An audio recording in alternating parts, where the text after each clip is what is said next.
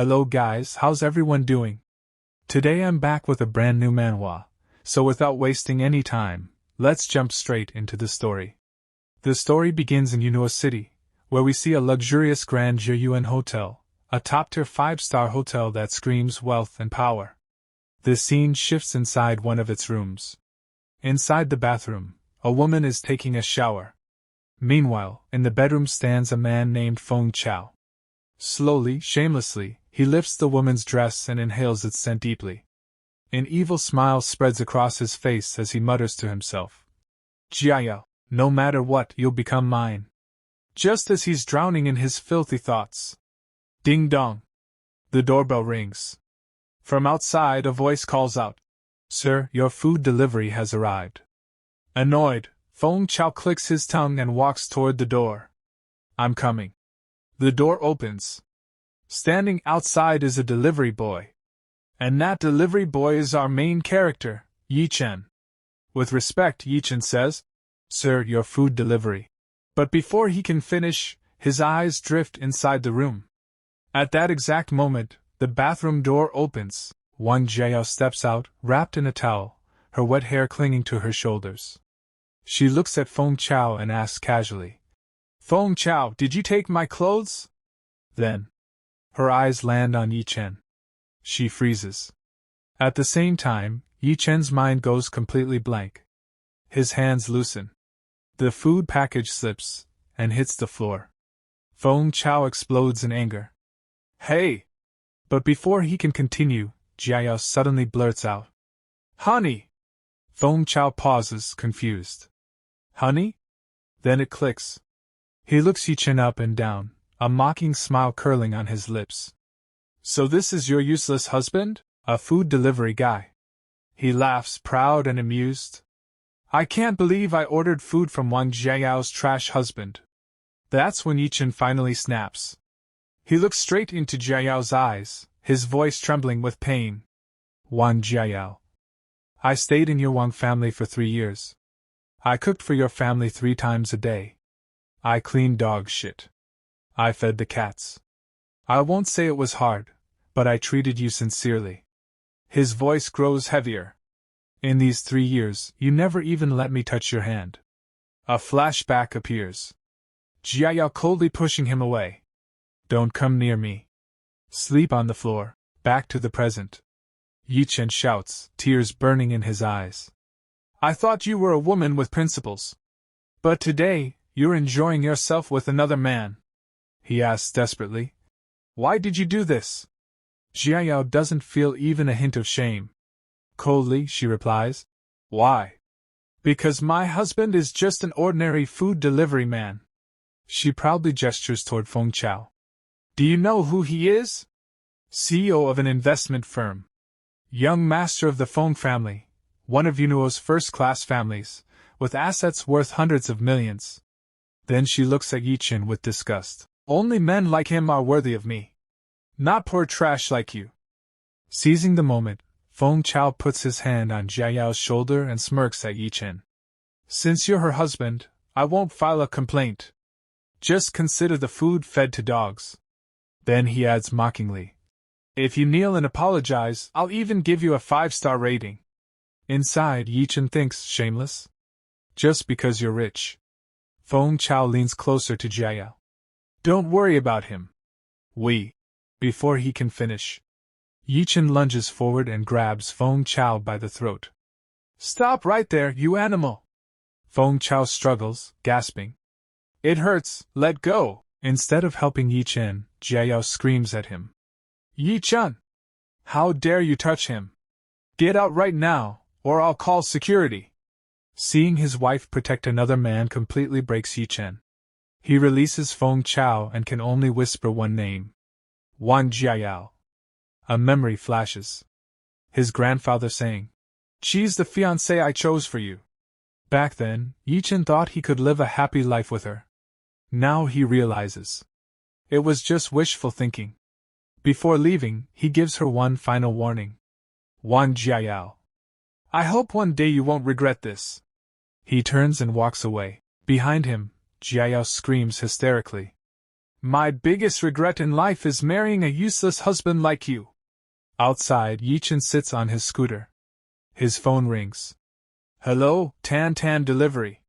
On the other end, an old man speaks calmly and respectfully. Third young master, your 3-year character trial as a live-in son-in-law has officially ended today. Ye Chen falls silent. The next trial is a business trial. Old master has already acquired Huashin Group. Everything is arranged for you to become its chairman. At that moment, it becomes clear. Ye Chen was never ordinary. He was a billionaire heir, merely undergoing a test. His expression settles. I understand. The old man hesitates. Old master also wants to know, should young madam be formally accepted into the family? Ye Chen's face turns ice cold. No need. She's not worth it. He hangs up. At 8 p.m., in the Shingang residential community, Jiayao stands on one side. Ye Chen packs his luggage on the other. She sneers. Running away? Over such a small thing? Ye Chen turns. You think cheating is a small thing? Jiaya shows no shame. So what? You expect me to apologize? You eat our food, drink our water, live in our house. Even if I did something wrong, you should tolerate it. That's it. Ye Chen explodes. I tolerated your Wang family for 3 years. Your parents insulted and beat me publicly. I never fought back. Your relatives bullied me, and you all pretended not to see. I respected you because I cared. Then he says clearly, Wang Jiayao, let's get a divorce. She snaps. How dare you ask for a divorce? After divorce, you won't live in luxury or drive an Audi. Ye Chen laughs coldly. I don't need any of that. Her ego shatters. My Wang family is near first class with billions in assets. You were never worthy. She screams. Fine. Divorce. I don't know what Grandpa was thinking marrying me to a loser like you. Ye Chen replies calmly. Tomorrow morning. Civil Affairs Bureau. She pauses. Not tomorrow. It's my grandma's 80th birthday. I need to discuss this with my family. Do it fast, Ye Chen says. I'll wait for your call. He walks out. Rain pours heavily. His phone rings again. Young master, the car is waiting at the corner. He turns. A convoy of black Rolls-Royces stands silently in the rain.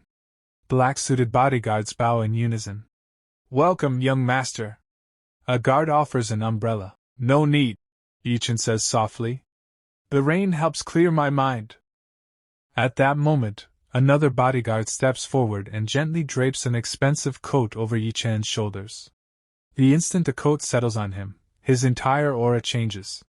His presence becomes heavy, oppressive, unmistakably dominant. In a deep, commanding voice, he gives only one order. Let's go. As soon as the convoy starts moving, the people standing nearby are left completely stunned. Voices erupt from the crowd. Whoa, Rolls-Royce! Are those all Rolls-Royces? What's going on here? From an apartment window above, Jiayao hears the commotion and leans out to look down. She frowns in confusion. Why are so many Rolls-Royces leaving from here? Did some important person come? She has no idea that the so-called important person is the very man she just kicked out of her house. At the same time, we're introduced to Ye Chen's family. The world only knows about mysterious families like the Rothschilds, DuPonts, and Morgans. But the most mysterious family of all is actually his. A family with assets exceeding 100 billion. Yet they live in extreme secrecy. You won't even find their name on any rich people ranking list. Scene change. Ye Chen arrives beside a helicopter.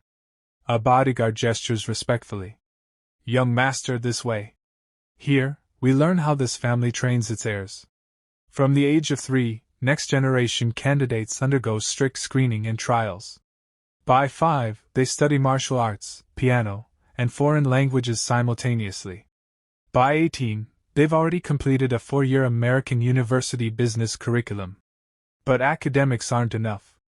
To shape character, the family elders assign special trials. This makes Ye Chen recall. 3 years ago, inside the family estate. His grandfather had ordered him. Ye Chen, I'm arranging your marriage into the Wang family, a second-class family in Yinzhou. You will live as a common man. You will not reveal your identity. And you will complete this test successfully. Back then, Ye Chen had replied calmly. Yes, Grandpa. I understand. Returning to the present. Sitting inside the helicopter, Ye Chen thinks to himself, back then, I accepted this trial willingly. But now, it's finally over. Soon after, the helicopter lands in front of a palace-like mansion. The guards bowed deeply. Young master, welcome back. And just like that, Ye Chen returns to his real home, and his real identity. Looking at the mansion, he murmurs to himself. I, Ye Chen, am back. Scene shifts to the next day, 10 a.m., at the Yunzhou Shishan Villa area. The Wang family's old madam's birthday celebration is in full swing. Happy birthday, Grandma! Mom, may you live for 200 years! Suddenly, someone in the crowd asks Jiayao. Hey, didn't that loser Ye Chen come? Jiayao hesitates before replying. He probably went to work. Hearing that, Wang Xiaojie and Wang Weiyan burst out laughing. Work? Delivering food? Wang Xiaojie snorts angrily. He's a stain on our Wang family. Once he bumped into one of my business partners. I didn't even dare tell my friends he's our relative. Hearing this, old Madame Wang explodes in anger. Call him here. Right now. That boy has no manners at all. Panicking, Jiayao blurts out. Grandma, he didn't come today because we're getting a divorce. Old Madame freezes. Divorce? Who gave you permission to divorce? Have you forgotten that your marriage was arranged by your late grandfather? Jiayao immediately starts acting. She drops to her knees, crying. Grandpa, I would never dare go against Grandpa's last wish. But Ye Chen crossed the line. He's having an affair with another woman outside. Inside, she thinks. They can never find out that I cheated first. If he wants to abandon me, then flipping the game is better. Hearing this, old Madam becomes even angrier. That animal? We gave him a mansion to live in for 3 years. Luxury cars to drive. And he still couldn't stay loyal to you? At this moment, Wang Xiaojie cuts in. Jiayao, don't take it the wrong way, but your elder brother has to say this. You're partly at fault too. 3 years of marriage, yet you never let him even touch you. No wonder he went looking for another woman. Or were you saving your purity so you could divorce him and marry some rich man later? That idiot probably didn't even realize it. Instead of calming down, old Madame's anger intensifies. No matter what Jiayao did, Ye Chen had no right to look for another woman. Bring that animal here immediately. Today, I'll show him what justice of the Wang family looks like. Terrified, Jiayao nods repeatedly and dials Ye Chen's number.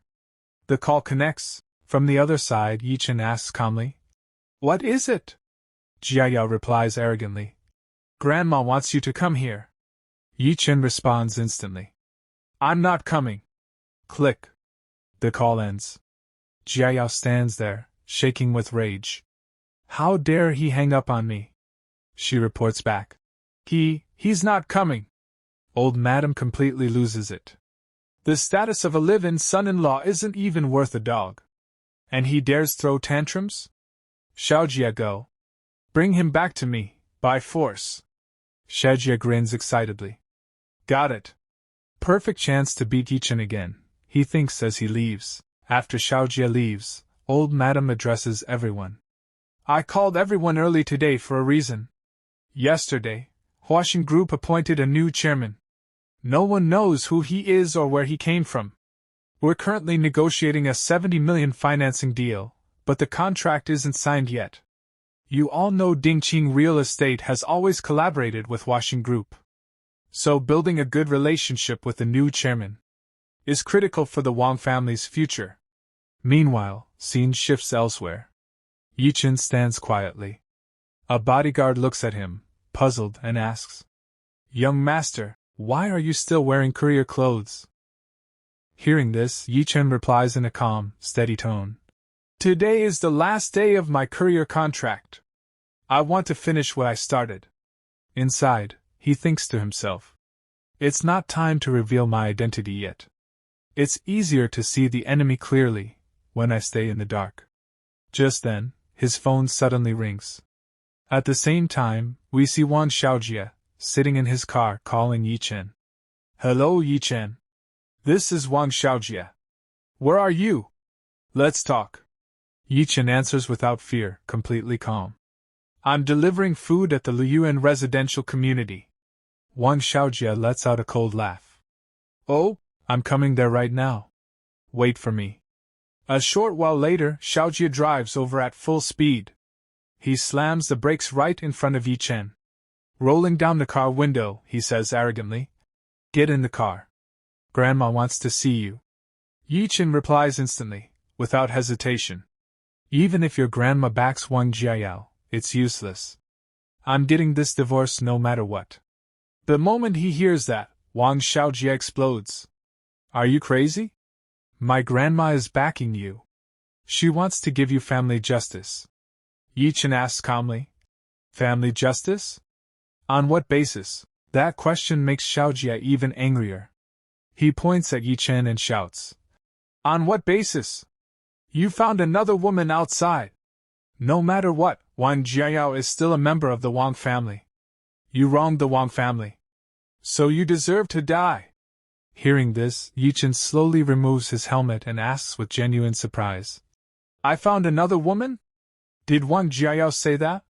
The next second. He can't hold it in anymore.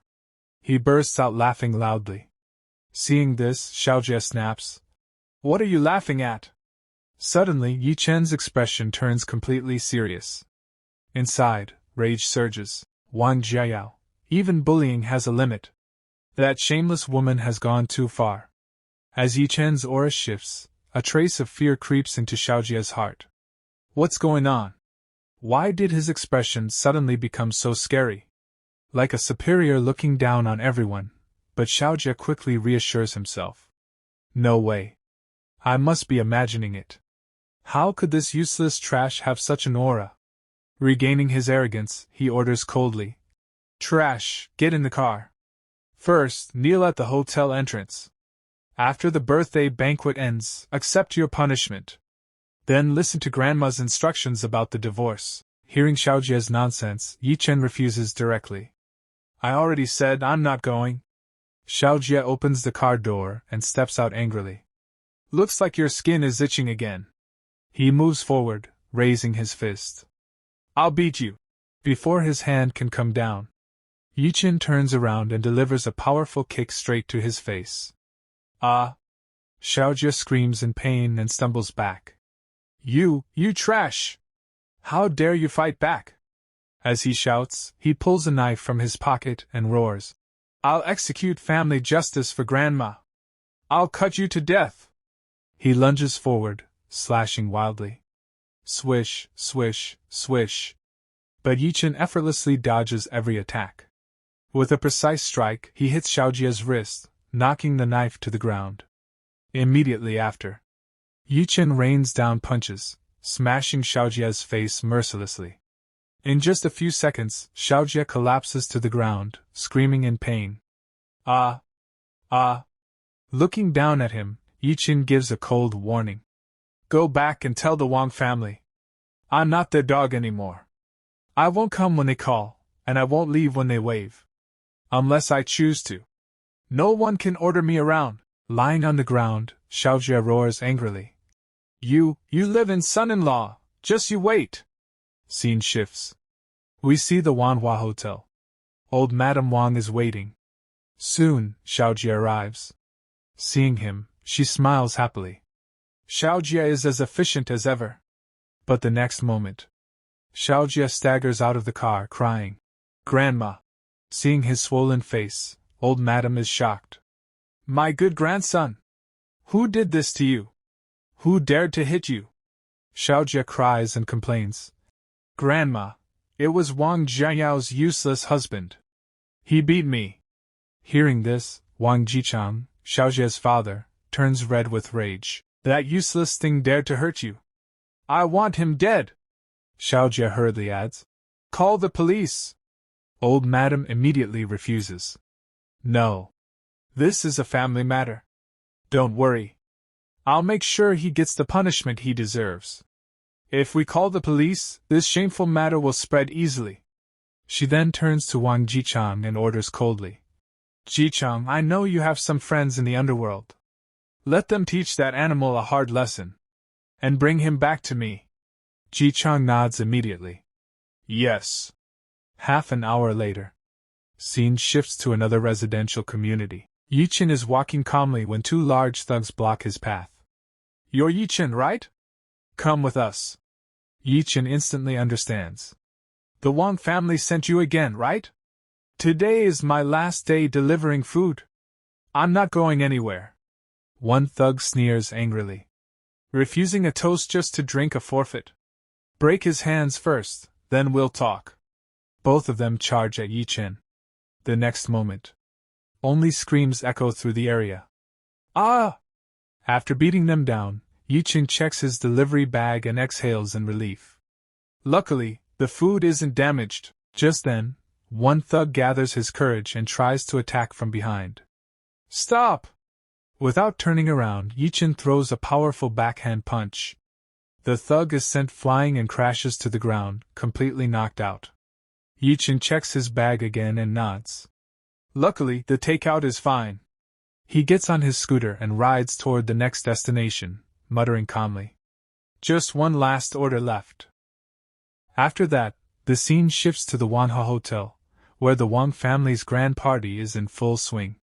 At that moment, Wang Jiqiang, looking completely panicked, rushes to his mother and says, Mom, the professional goons I hired, they were all crippled by Ye Chen. Hearing this, old Madame Wang is instantly shocked. Anger flashes across her face as she coldly asks, Is there really no one left who can handle this animal? The moment those words leave her mouth, the guests standing nearby are stunned. They start whispering among themselves. My God! I really didn't expect this. Could that useless live-in son-in-law actually be a martial artist? Just then, an old man standing nearby speaks up respectfully. Old Madam, Mr. Ma Kun, the general agent of one-to-one delivery in Yinzhou, has come to wish you a happy birthday. The moment he hears that name, Jiqiang immediately turns to his mother and says, Mom, isn't he Ye Chen's boss? I have a great idea. In the next scene, we see Ma Kun, the general agent of one-to-one delivery, entering with an expensive bottle of wine in his hand. He walks forward politely and says with a smile, Old Madam Wang, I heard you enjoy drinking. This is a 1990 Romani Conti, specially prepared for you. Happy birthday. I wish you a long and healthy life. Old Madam Wang accepts the gift, but her expression remains gloomy. In a low voice, she says, Thank you, President Ma. Seeing her mood, Ma Kun becomes slightly concerned and asks, Old Madam Wang, what's wrong? You seem a bit upset.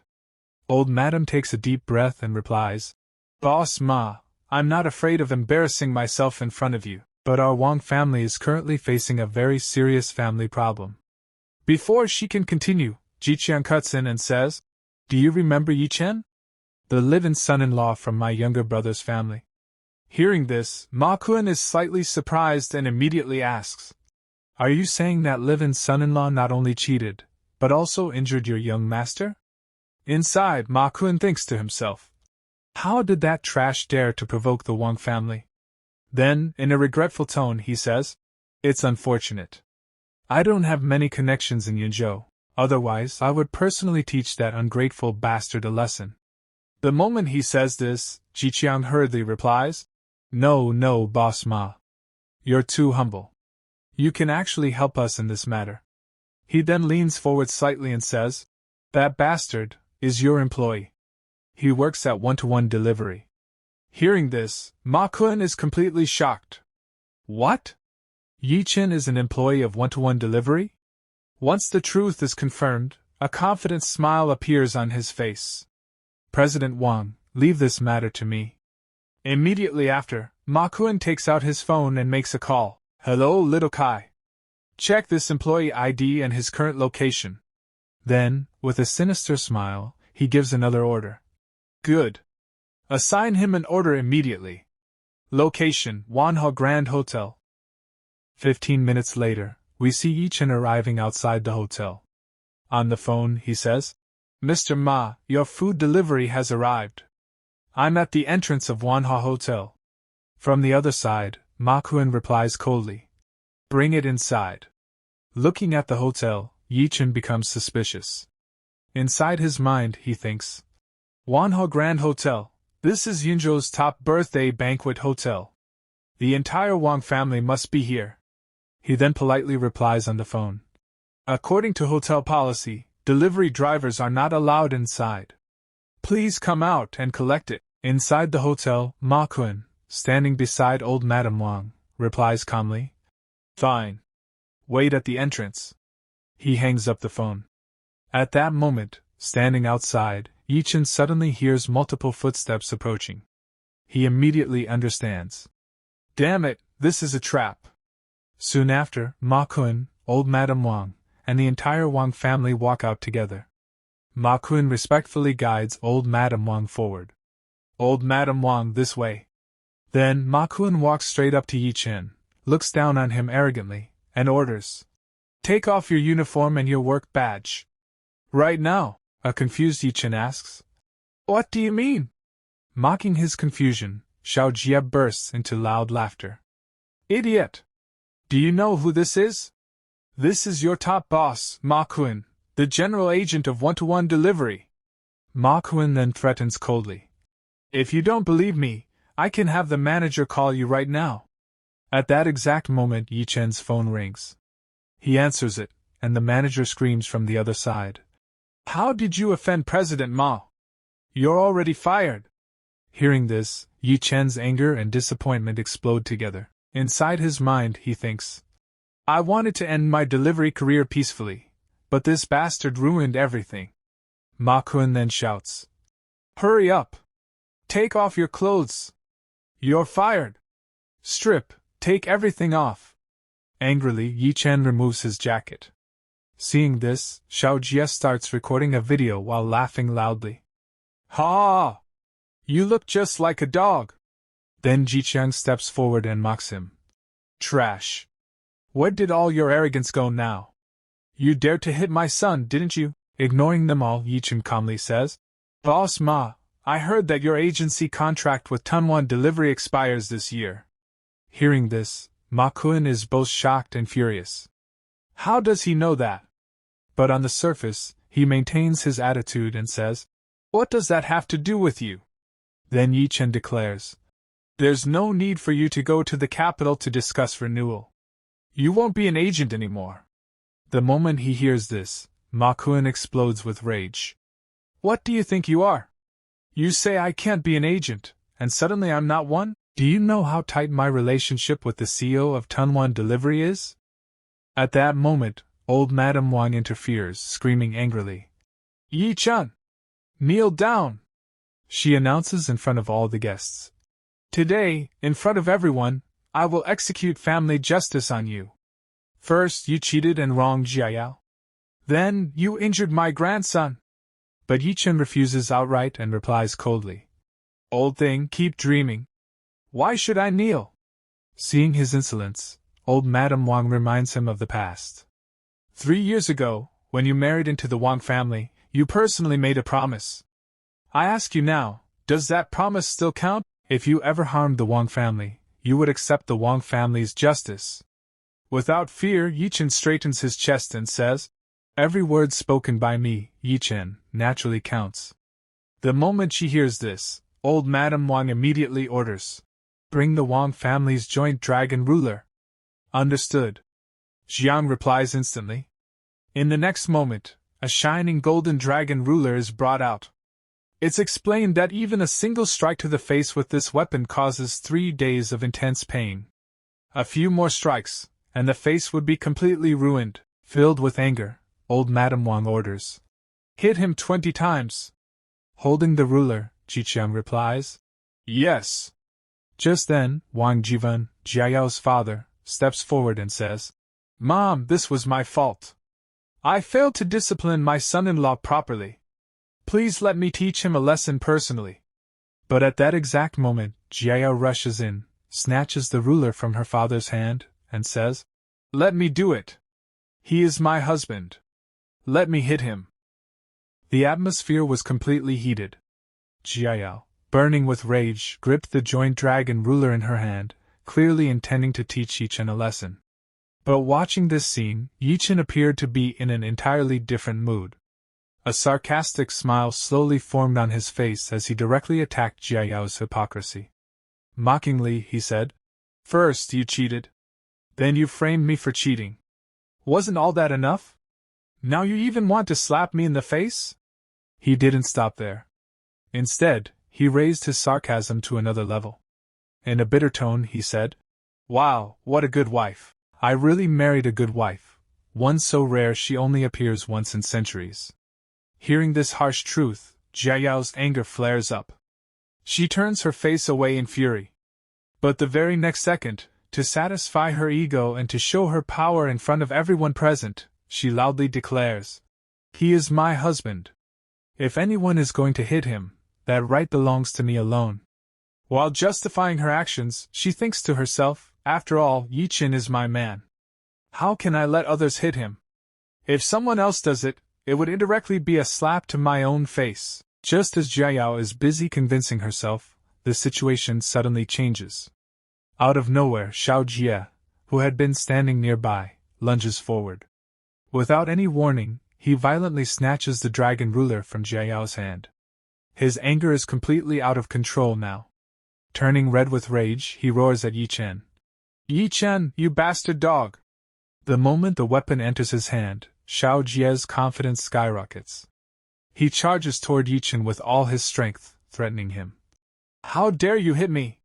Today, I'll completely ruin your face." He swings the ruler through the air and attacks Ye Chen. But before the ruler can land, a twist happens. Like lightning, Ye Chen grabs his wrist midair. Before Xiao Jie can even understand what's happening or react, Ye Chen counterattacks. Smack! A fierce slap lands squarely on Xiao Jie's face. The slap is so powerful that Xiao Jie screams in pain. Seeing this scene, all the guests are completely shocked. No one can believe that the Wang family's live-in son-in-law actually dared to hit the Wang family's own grandson. Whispers erupt everywhere. "Oh my God! What just happened?" Seeing her grandson getting beaten, old Madame Wang's anger reaches its peak. She screams, "Do you even realize how many bureau chiefs and directors are present here? They can have you arrested on the spot and thrown into prison." Despite such a massive threat, Ye Chen remains completely relaxed.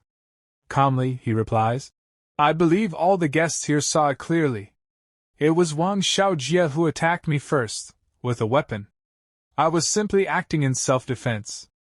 At that moment, a guest steps forward from the crowd, deliberately complicating the situation. "But didn't you just say you were willing to accept the Wang family's justice?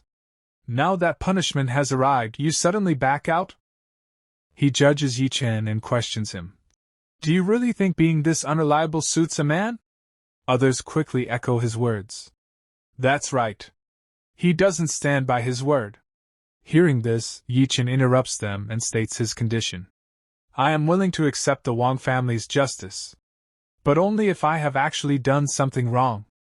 The moment she hears this, old Madame Wang explodes with rage. "You looked for women behind Jiao's back. And you beat my grandson! Isn't that enough?" At this point, Ye Chen finally loses control. With absolute determination, he reveals the truth in front of everyone. "For the past 3 years, I loved Wang Jiao with my whole heart. I never once strayed." Then he shouts, exposing the real truth. "The one who cheated was your granddaughter. Just yesterday, she booked a hotel room with Feng Chao. You can check the room records if you want." The moment that name is spoken, chaos erupts in the crowd. "Feng Chao? The second young master of the Feng family?" Someone else adds, "I heard long ago that the Wang family was looking for a Feng family man as Jiao's next match, so it was true." Gossip spreads rapidly. The Wang family and Feng family really are a perfect match. But shouldn't Jiao have gotten a divorce first? Cheating while married isn't right, is it? Some even mockingly laugh. Looks like Yunzhou's so-called #1 beauty isn't as pure as the legends say. Seeing her reputation collapse, Jiayao panics and immediately tries to cover it up. Don't listen to his nonsense, she says urgently. I only met Feng Chao yesterday to discuss business. She continues desperately. You all know Dingqing Real Estate is raising capital recently. I went to discuss financing with young Master Feng. Ye Chen immediately counters and asks coldly, did you need to rent a hotel room just to discuss business? Did you need to wear a bathrobe just to talk? Pointing at the crowd, he says, do you think everyone here is an idiot? As the atmosphere continues to heat up, people suddenly shout toward the entrance. Hey, young Master Feng is here. Another man laughs. Perfect timing. Speak of the devil, and he appears. Feng Chao arrives and asks, what's going on here? The moment Jiayao sees him, she rushes over, acting pitiful. Young Master Feng, our live-in son-in-law is forcing false accusations on me, claiming I had an affair with you. Please tell everyone, yesterday I really came to you only for business discussions. Hearing this, Feng Chao boils with anger inside. This soft rice-eating trash actually exposed my matter with Wang Jiayao in front of so many people. But on the surface, he remains calm and addresses the crowd. Please don't listen to this useless man's nonsense. Jiayao and I are innocent, he explains confidently. She only came to deliver a document yesterday. Then, full of arrogance, he turns to Ye Chen and challenges him. You claim I had an affair with Jiayao. Do you have any video or photo evidence?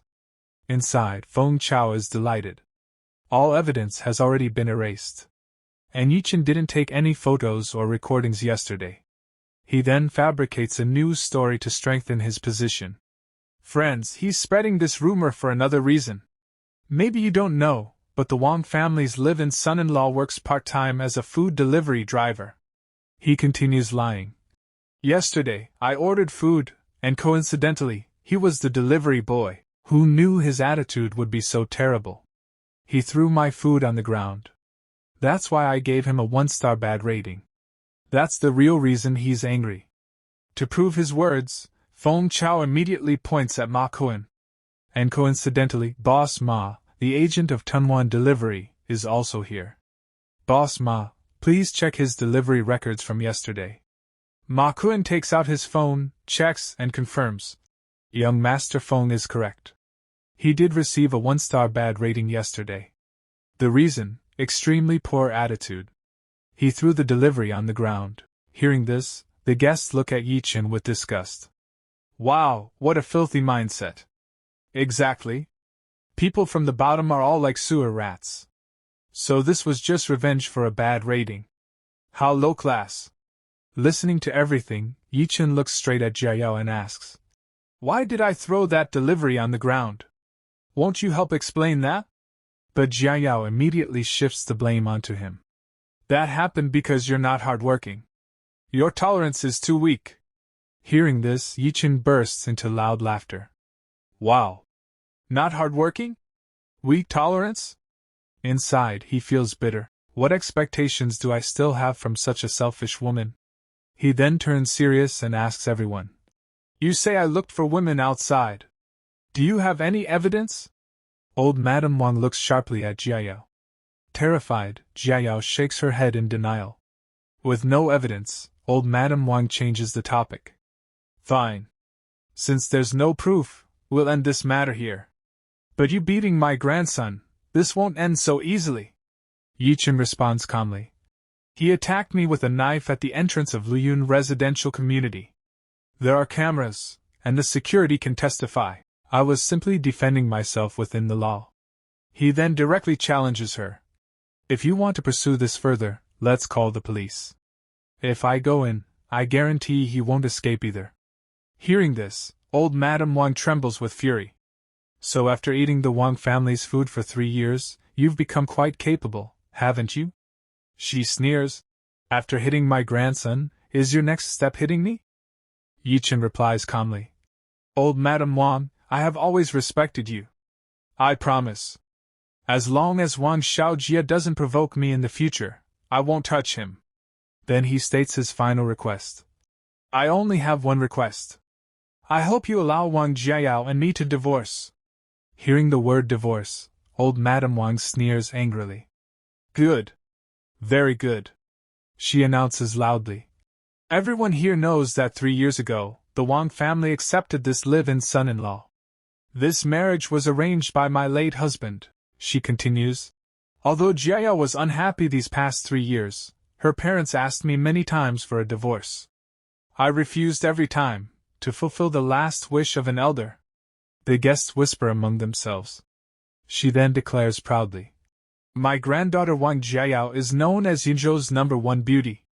Who is worthy of whom, I don't need to explain. Finally, she announces her decision. Today, Ye Chen hit my grandson and slandered my granddaughter and a friend of the Feng family. I have decided. I will no longer honor my late husband's last wish, she shouts. From this moment on, Ye Chen is no longer the Wang family's son-in-law. He is expelled from the Wang family immediately. The moment this is said, Jiqiang orders the waiters. Serve drinks to everyone. The atmosphere instantly changes. Wine is served, and as expected, the guests congratulate the Wang family enthusiastically.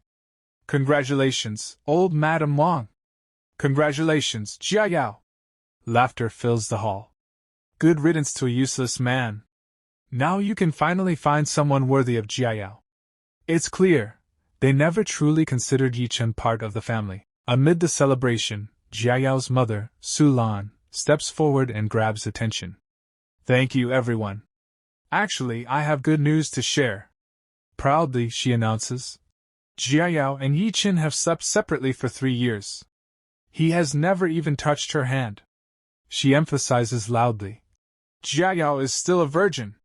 Hearing this, Jiayao turns red with embarrassment. Mom! But Ye Chen thinks calmly, this is nothing but business. He understands clearly.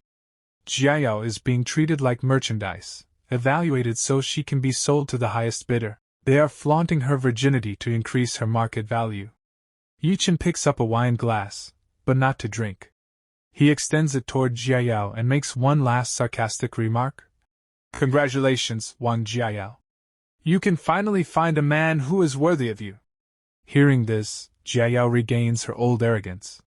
She believes Ye Chen is still afraid of losing her. If you kneel down right now and beg me, she says coldly, maybe I'll ask Grandma to delay the divorce. Ye Chen responds with fury and hatred. You betrayed me, and now you want me to kneel and beg you? At this point, Jiayao has lost all dignity in Ye Chen's eyes. He flips the wine glass over, pouring the wine onto the ground, a direct insult. Then he says coldly, You're not worth it. Inside, she screams, Ye Chen, this low, worthless man, has he gone insane? He's openly rebelling. Burning with rage and humiliation, she starts to shout. But suddenly stops herself. She turns sharply toward her grandmother. She knows where the real power lies. Grandma, letting him go with just a divorce would be far too merciful, she complains. We can't let him off so easily. He humiliated our family. Standing nearby, Xiaoji, who already hated Ye Chen, seizes the opportunity and nods vigorously. Sister Jia is absolutely right. We must teach him a lesson. Just look at my face. This isn't just my injury. This is an attack on the Wang family. Seeing her grandson wounded and her granddaughter disgraced, old Madame Wang's resolve hardens completely.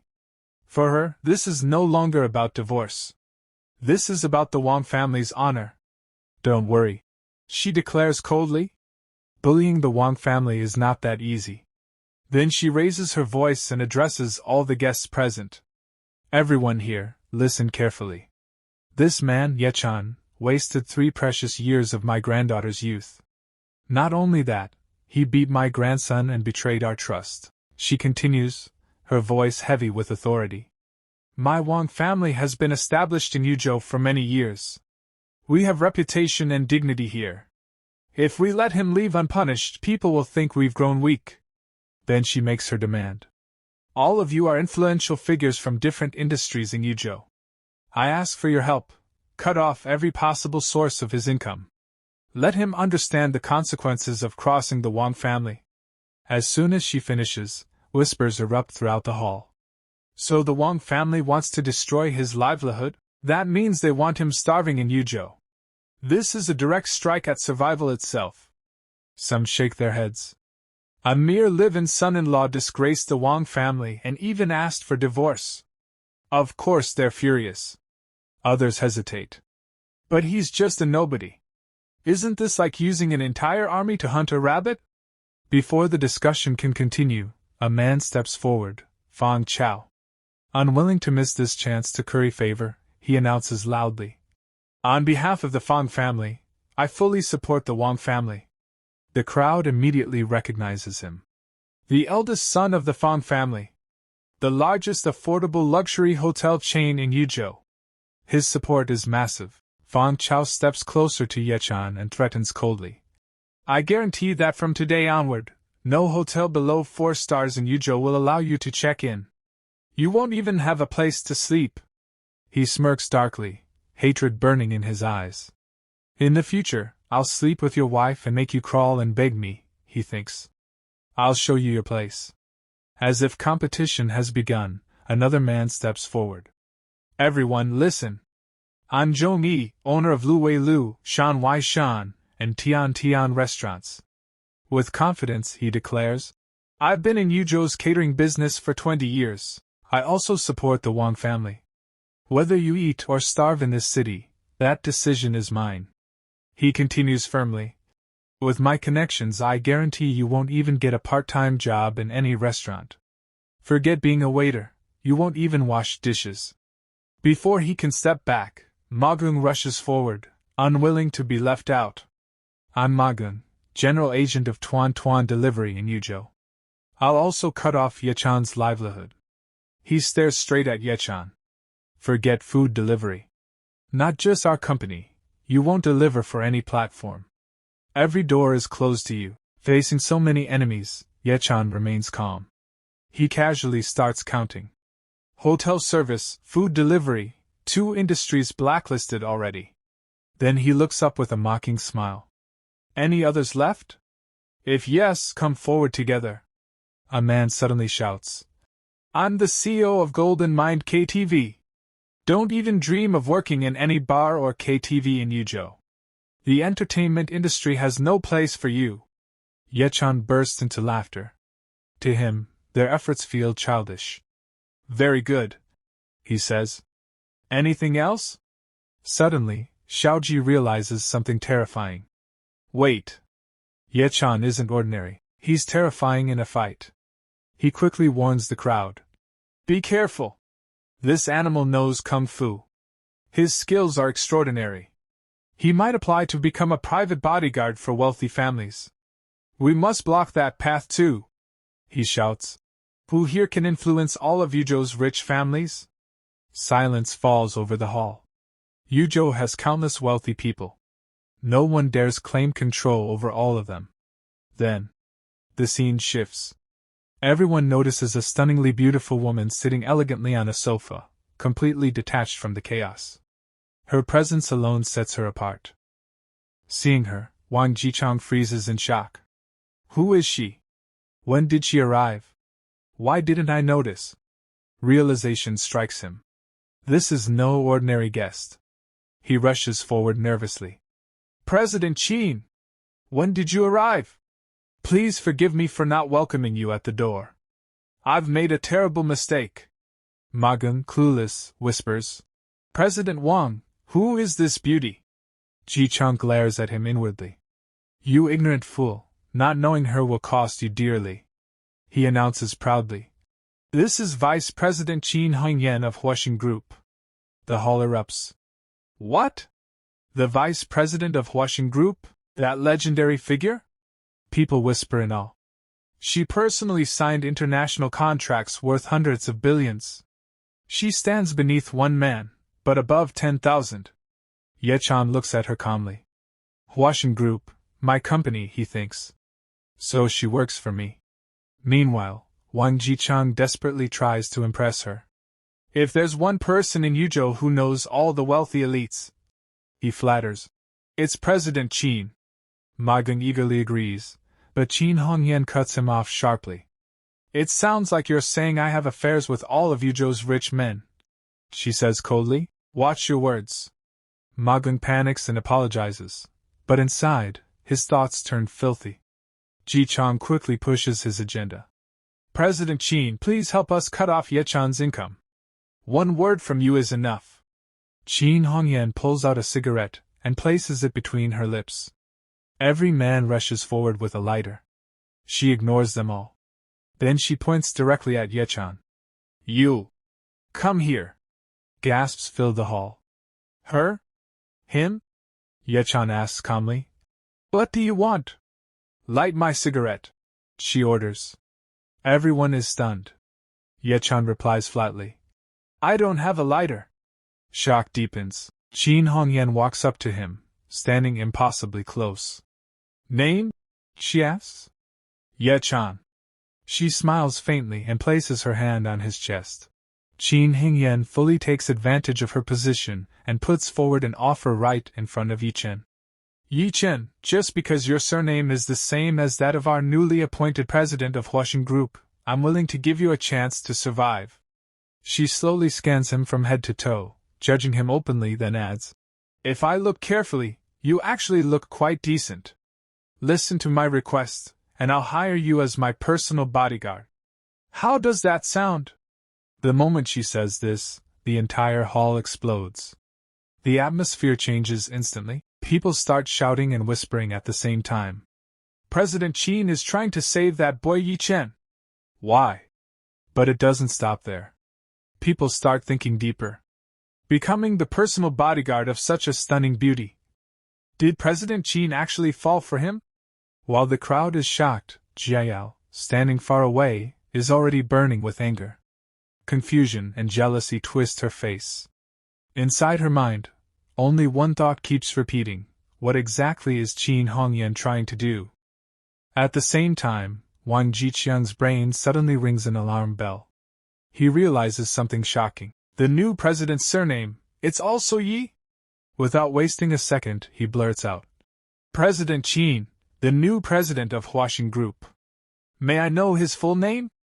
Hearing this direct question, Qin Hongyan instantly becomes defensive. The truth is, she doesn't know the name herself. But she hides her ignorance perfectly and replies confidently. Sorry.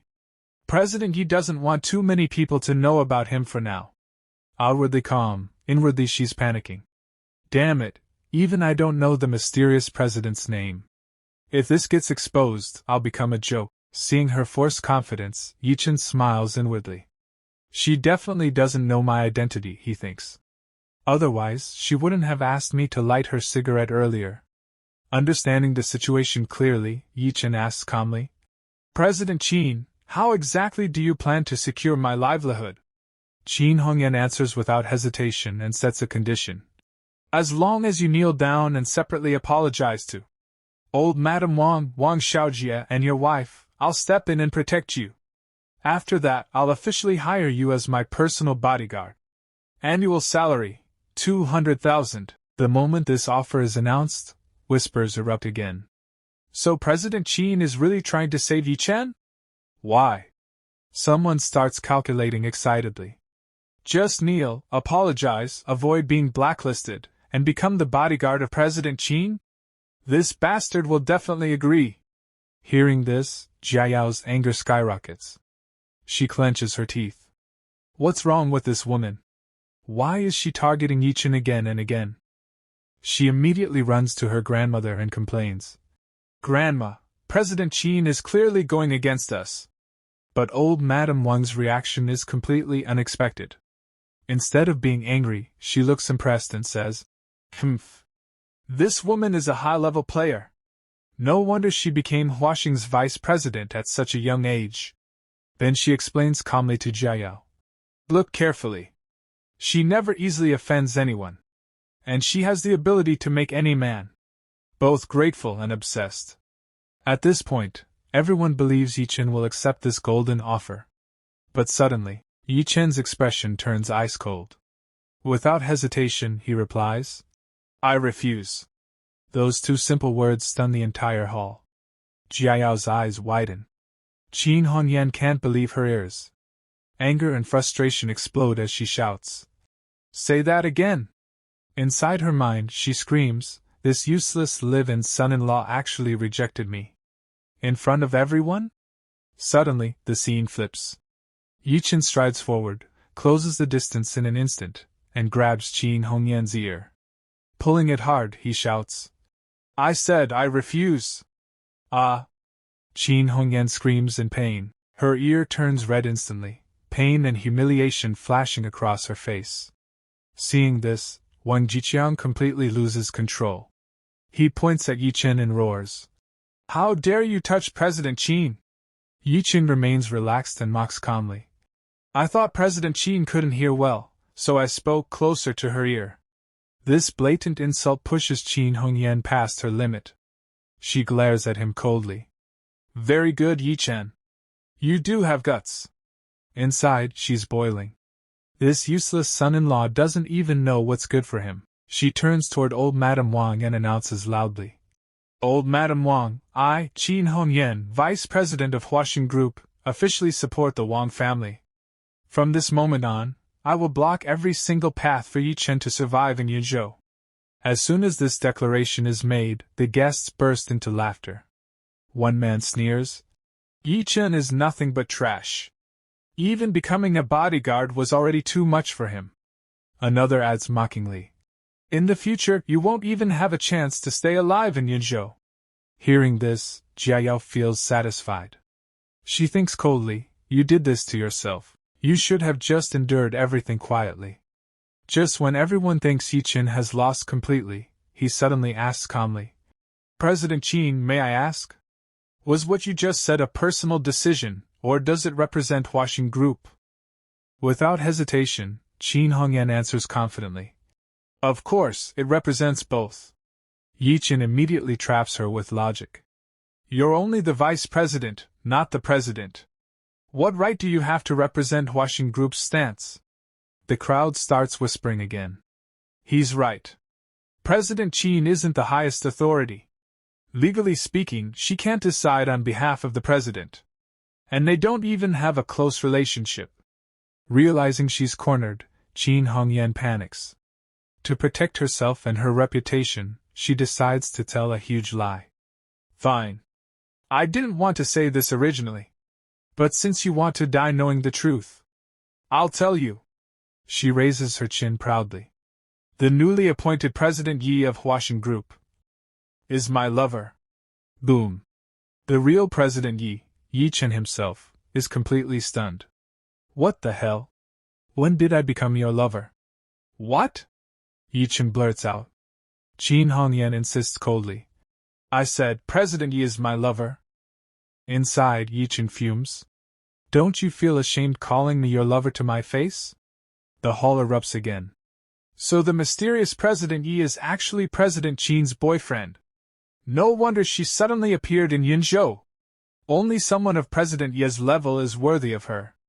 A perfect match. Someone mocks Ye Chen loudly. Trash Ye Chen. The lovers represent the Huaxing Group together. Of course she can speak for him. Another warns. You dare to question President Qin's authority? You're courting death. Hearing this, Wang Jiqiang finally relaxes. He flatters immediately. President Qin, why didn't you say this earlier? If President Yi is your lover, then we're at ease. Inside, he's already celebrating. Since President Qin is President Yi's lover, that 70 million financing is basically guaranteed. Qin Hongyan pretends to be shy and adds to her lie. My boyfriend is very serious about work. He always keeps business and personal life separate. She then turns to the crowd and requests. So I hope everyone here can help keep this matter a secret. Watching her act, Ye Chen almost laughs out loud. She showed off earlier, and now she's scared people might leak it. Seeing him smile, Qin Hongyan snaps. What are you laughing at? Ye Chen smirks and fires back. I heard President Yi is extremely rich, handsome, and talented. President Qin, you're somewhat good-looking, but are you really his type? Her ego shatters instantly. She doubles down arrogantly. President Yi fell in love with me at first sight. He even rented an entire island in Southeast Asia, arranged a grand confession ceremony, and begged me to be his girlfriend. The crowd gasps in awe, but Ye Chen, the real president, is speechless. Damn, this woman really knows how to fabricate stories. Tired of this pointless argument, he says coldly. Enough. I'm done arguing with you. He turns to Jiayao and declares firmly. Jiayao, let's go to the Civil Affairs Bureau now. And start the divorce process. Jiayao replies angrily. Fine. Let's go. But Wang Xiaojie blocks their path, sneering. Don't rush. At least stay for the birthday banquet. He mocks further. When the feast starts later, we'll even reserve a bowl for you at the door. After all, after eating, you'll be leaving Yunzhou for good. Then he turns to Ma Kun and laughs. I still haven't thanked you. That scene where you stripped Ye Chen outside. Classic. Like training a dog. Ma Kun laughs smugly. Young Master Wang, you're too polite. If I knew earlier, I'd have recorded it. Dog training videos like that are rare. Hearing their arrogance, Ye Chen makes a final decision. Enough. This ends now. He pulls out his phone and dials a special number. An old man's respectful voice answers. Third young master, Ye Chen asks calmly. That man who delivers food and insists on feeding my grandfather. What was his name again? The old man replies immediately. Are you referring to Wang Xiahong, CEO of Taunton Delivery? That's him. Ye Chen orders coldly. Contact him immediately. Tell him to revoke Yunzhou's Taunton agency, effective now. Everyone nearby is stunned. They can't believe what they're hearing. The old man continues respectfully. He's always wanted to meet the old master. He'll be honored to do this. His net worth exceeds 50 billion now. He's qualified to dine with the old master. Ye Chen nods slightly. He's made decent progress these past years. Arrange a meeting with me another day. I'll treat him. Yes, young master. As Ye Chen hangs up, dead silence fills the hall. No one knows whether that was real or a joke. Suddenly, Wang Xiaojie bursts into laughter. Ye Chen, what kind of drama is this? Revoking Boss Ma's agency? Who do you think you are? Ma Kun sneers. Kid, choose a better time to show off. Who would be afraid of fake nonsense like this? He even insults Ye Chen's grandfather. Your grandpa is just a farmer. CEO Wang is worth billions. You think he'll eat with your grandpa? You're living in a dream. Jiayao glares in disgust. If you don't have the ability, just admit it.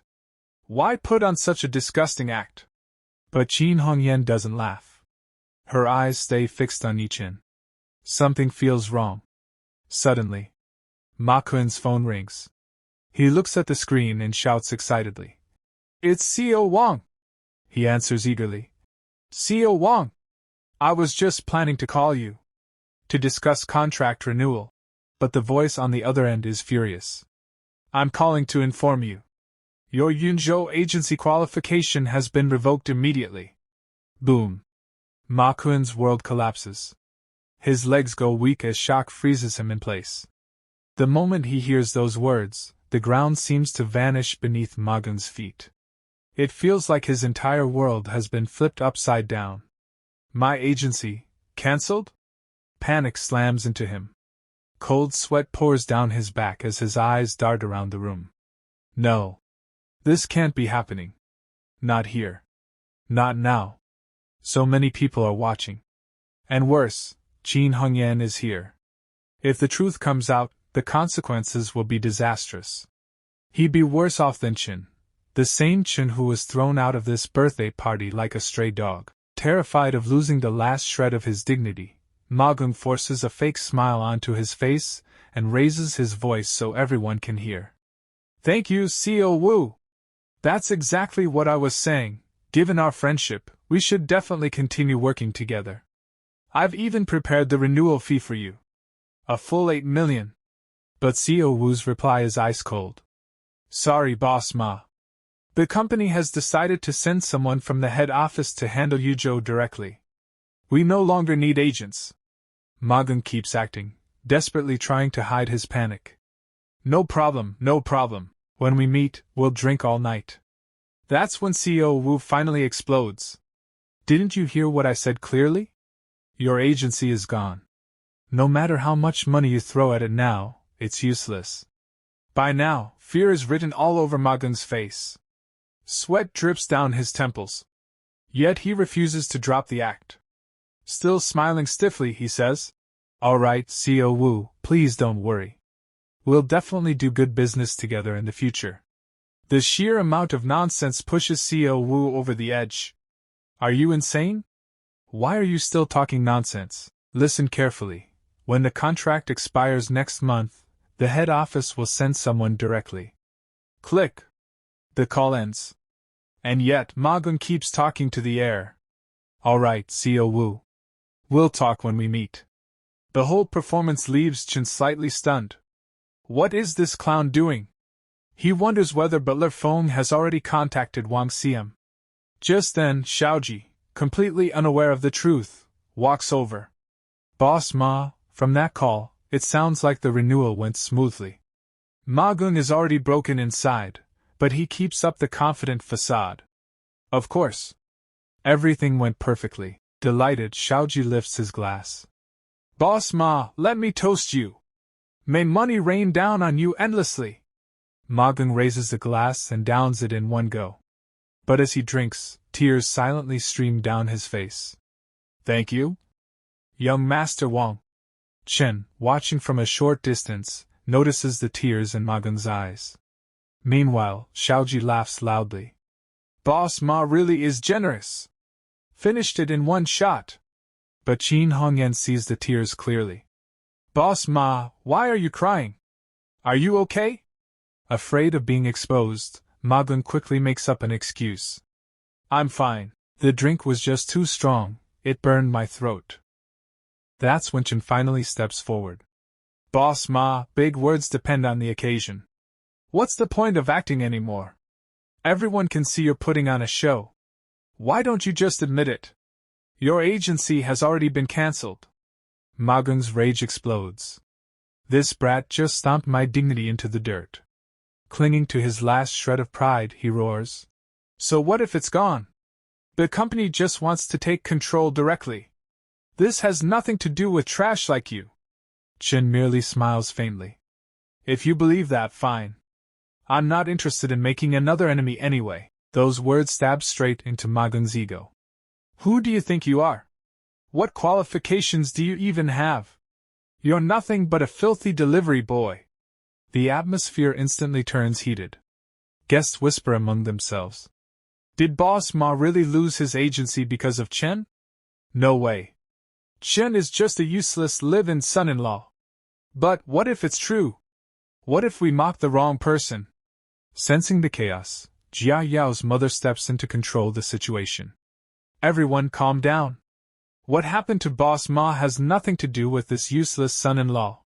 His family is from the countryside. His grandfather is a farmer. It's impossible for him to know someone like CEO Wu. The Wang family quickly agrees. Exactly. He's been living in our family for 3 years as a house husband. If he really had powerful connections, would he live like a dog for 3 years? Another relative laughs. Rich young masters are delicate. They can't endure hardship. How could someone like that survive 3 years as a live-in son-in-law? It's ridiculous. At that moment, old Madame Wang signals the security guards. They surround Ma Gung and begin escorting him out. Mr. Ma, please come this way. Unable to accept the humiliation, Ma Gung shouts. Wait. I brought rare vintage wine. The guard shoves the wine back into his hands. Please take your wine with you. Wait. Old Madame Wang. President Wang. His voice fades as he's dragged out. Watching the farce, Chen thinks coldly. The Wang family, these people, all of them are the same. No wonder Wang Jiayao betrayed me for money. To ease the tension, Ji Chang makes an announcement. Guests, please take your seats. Enjoy some soup and snacks first. The party will officially begin shortly. Everyone heads to the dining area, but a different tension brews there. Jia Yao walks up to Chen and says coldly, After dinner, we're getting divorced. Remember, don't let it affect Grandma's 80th birthday. Chen sits down calmly, without reacting. Fine. I'll wait until you finish eating. Just as he's about to start, a small accident happens. His spoon lightly bumps into the spoon of the woman sitting across from him. She instantly screams. Ugh! How annoying! My spoon touched that useless trash's spoon! It's dirty now! Chen ignores her tantrum and looks at her soup instead. Papaya soup, for breast enhancement. He glances at her well-developed figure and casually remarks. You probably don't need papaya anyway. The woman freezes, then turns red with rage. What do you mean by that? Why wouldn't I need it? Chen cuts it off. Forget it. Pretend I didn't say anything. Here, have the soup. His indifference infuriates her. This house husband won't even look me in the eye. She storms over to old Madame Wang. Grandma, don't let Chen eat here anymore. He didn't even prepare a birthday gift. What right does he have to eat at your party? Old Madame Wang responds sternly, protecting the family's reputation. The Wang family has standards. Let him finish his meal. After that, he'll leave and proceed with the divorce. The woman still argues. But it's your 80th birthday, and he didn't bring a gift. Hearing that, Chen recalls the past 3 years. If old Madame Wang hadn't insisted on no divorce for 3 years, my mission would have failed long ago. He makes a decision. I'm officially leaving the Wang family today. And since it's her 80th birthday, I should give a gift. He pulls out his phone and dials a number. Prepare a gift for me. Deliver it to Manhwa Hotel. Seeing this, Jia Yao scoffs. What? Now you remember shame? Our family won't accept your trash. She sneers inwardly. A man living off his wife, what could he possibly give? Stop embarrassing yourself. She snaps. Call them back and cancel it. If Grandma needs a gift, I'll arrange one for you. Chen ignores her and keeps eating. That finally sets her off. Hey! Did you hear what I said? 10 minutes pass. Suddenly, hurried footsteps echo at the entrance. A delivery boy with a bag tries to enter, but a guard stops him. Sorry. Today is a Wang family event. Outsiders aren't allowed. I'm here to deliver a birthday gift. The delivery boy explains. Allowed in, he asks. May I know whose birthday it is today? Seeing a stranger, Xiaoji snaps. Why is another delivery guy here? This is my grandma's party. Who let you in? The delivery boy hurriedly explains. I met a Rolls-Royce owner on the road. He wanted to come himself, but traffic was terrible. He gave me 500 yuan and asked me to deliver this gift to Manhua Hotel. The moment Xiaoji hears Rolls-Royce owner, his anger vanishes, replaced by greed. Oh? So this must be for my grandma. Give it to me. He grabs the box and opens it in front of everyone. The instant the lid lifts, his eyes go wide. A green glow spills out. Is that? He screams in shock. Top-grade ice jade! Completely transparent! The best of the best! This bracelet is worth at least 10 million! The hall erupts. A 10 million yuan gift, delivered casually by a delivery boy. Who is this tycoon? And while everyone is losing their minds, Chen, the man who ordered the gift, sits calmly and continues eating. So, just like we saw in the previous episode, the moment that box is opened, an extremely precious jet bracelet is revealed inside. The instant everyone lays eyes on it, every single person present is left wide-eyed in shock. In the very next moment, the entire hall is buzzing with nothing but discussions about that bracelet. The guests and family members simply can't hide their amazement anymore. Voices rise everywhere as people excitedly talk over one another. This jet bracelet instantly becomes the most expensive and valuable gift among everything presented today. Hearing this, everyone's curiosity skyrockets. One by one, their gazes turn toward old Madame Wang, and someone finally asks, Old Madame Wang, who exactly is the person who sent such a generous gift? You must introduce us to them later. But this is where the story takes an unexpected twist. Old Madame Wang herself is staring at the bracelet with a confused expression. Holding it in her hands, she slowly says, "To be honest, even this old lady isn't very clear about it." The entire hall instantly falls into suspense. The guests begin whispering among themselves. Every single member connected to the Wang family is present today. No one is missing. So then, who on earth sent this bracelet? At that moment, from within the crowd, Chen's sister-in-law, Wan Yuan, stares greedily at the sparkling bracelet. Her eyes shine as she thinks, "What a beautiful bracelet." Then, with full confidence, she speaks up in front of everyone. "Could it be that one of my admirers sent this?" The moment she says that, the same thought starts circling in everyone's mind. Yeah, that's possible. After all, Wan Yuan has an incredibly hot figure. Any man who sees her would probably lose sleep that night. She's only 20 years old and doesn't even have a boyfriend. In fact, she's the target of many wealthy young masters who all want to date her. Hearing this, Yuan's father, Ye Chen, puffs out his chest proudly. Nodding eagerly, he says, "Absolutely. The chances are very high. My daughter is that beautiful. She has millions of fans online.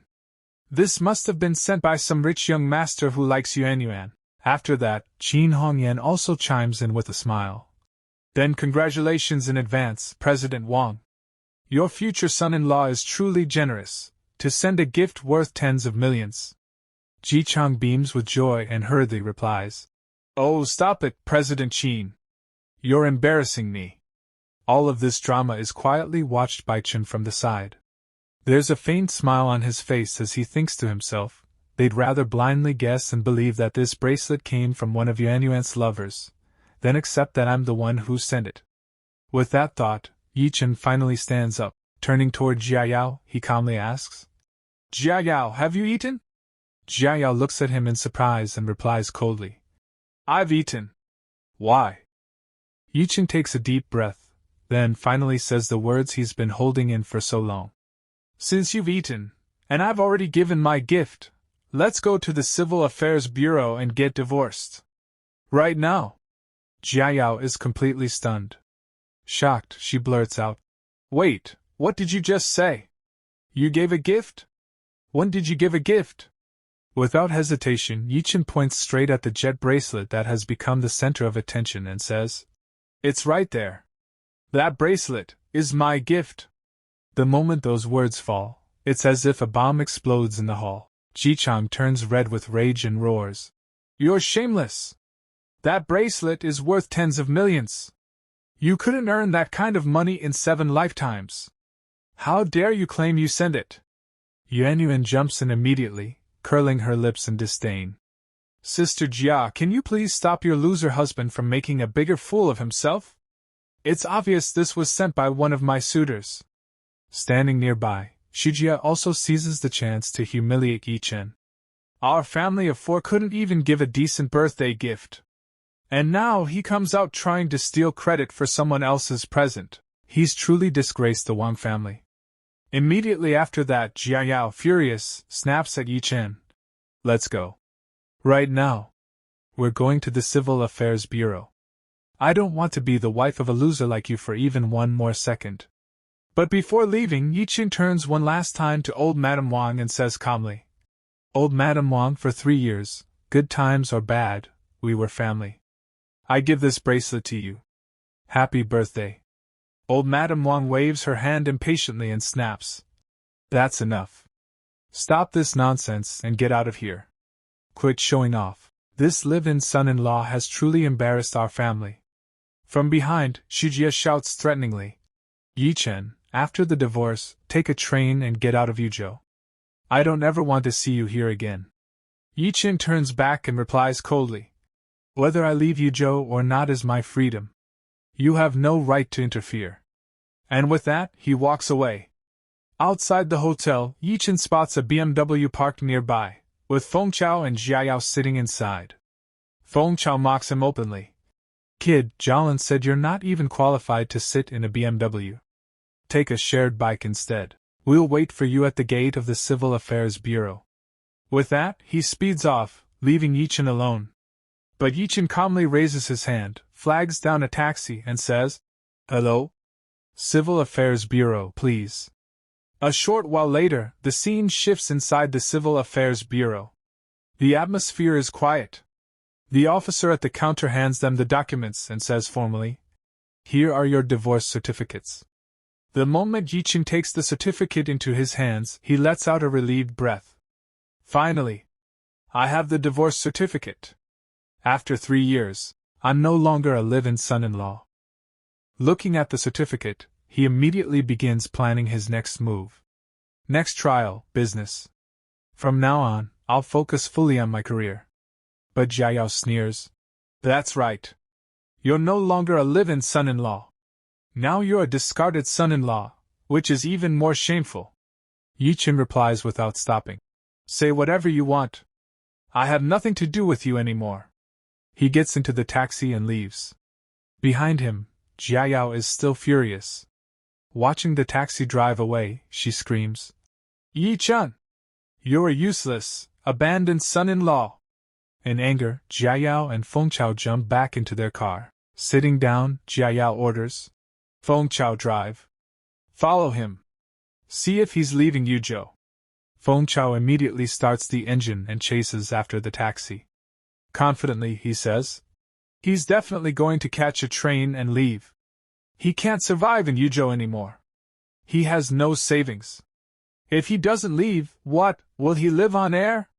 Jiao hesitates and says, "That makes sense, but looking at his expression earlier, I feel like it's not that simple." After following for a while, Fengchao frowns. "This road, it's not toward the train station." Jiao asks sharply, "Is it the airport?" Fengchao shakes his head. "No. This goes toward the Xishan district." Jiao mutters, "Could it be that he doesn't plan to leave Yuzhou at all?" Fengchao laughs dismissively. "He's probably just looking for a cheap hotel. Don't worry. The Wang family controls the hotel industry here. I guarantee he won't even get a room in a 4-star hotel." 10 minutes later, the scene shifts again. They arrive outside the Westlake Four Seasons Hotel. Ye Chen steps out of his taxi. At the same time, Fengchao and Jiao arrive. Seeing him there, Fengchao scoffs. "Damn it, did this guy come here to apply for a waiter job?" Jiao snaps angrily. At the birthday banquet, young Master Sun already blocked his path to becoming a waiter. And he still dares to come here? He clearly doesn't care about the Wang family's influence. Fengchao pulls out his phone smugly. "He doesn't believe in my power, huh? Fine. I'll make a call." He dials and says arrogantly, "Hello, little Chang. You're still the manager at Westlake, right? I have a task for you. A guy named Ye Chen went to your hotel to apply for a job. Don't hire him." But the next second, his face goes pale. "What?"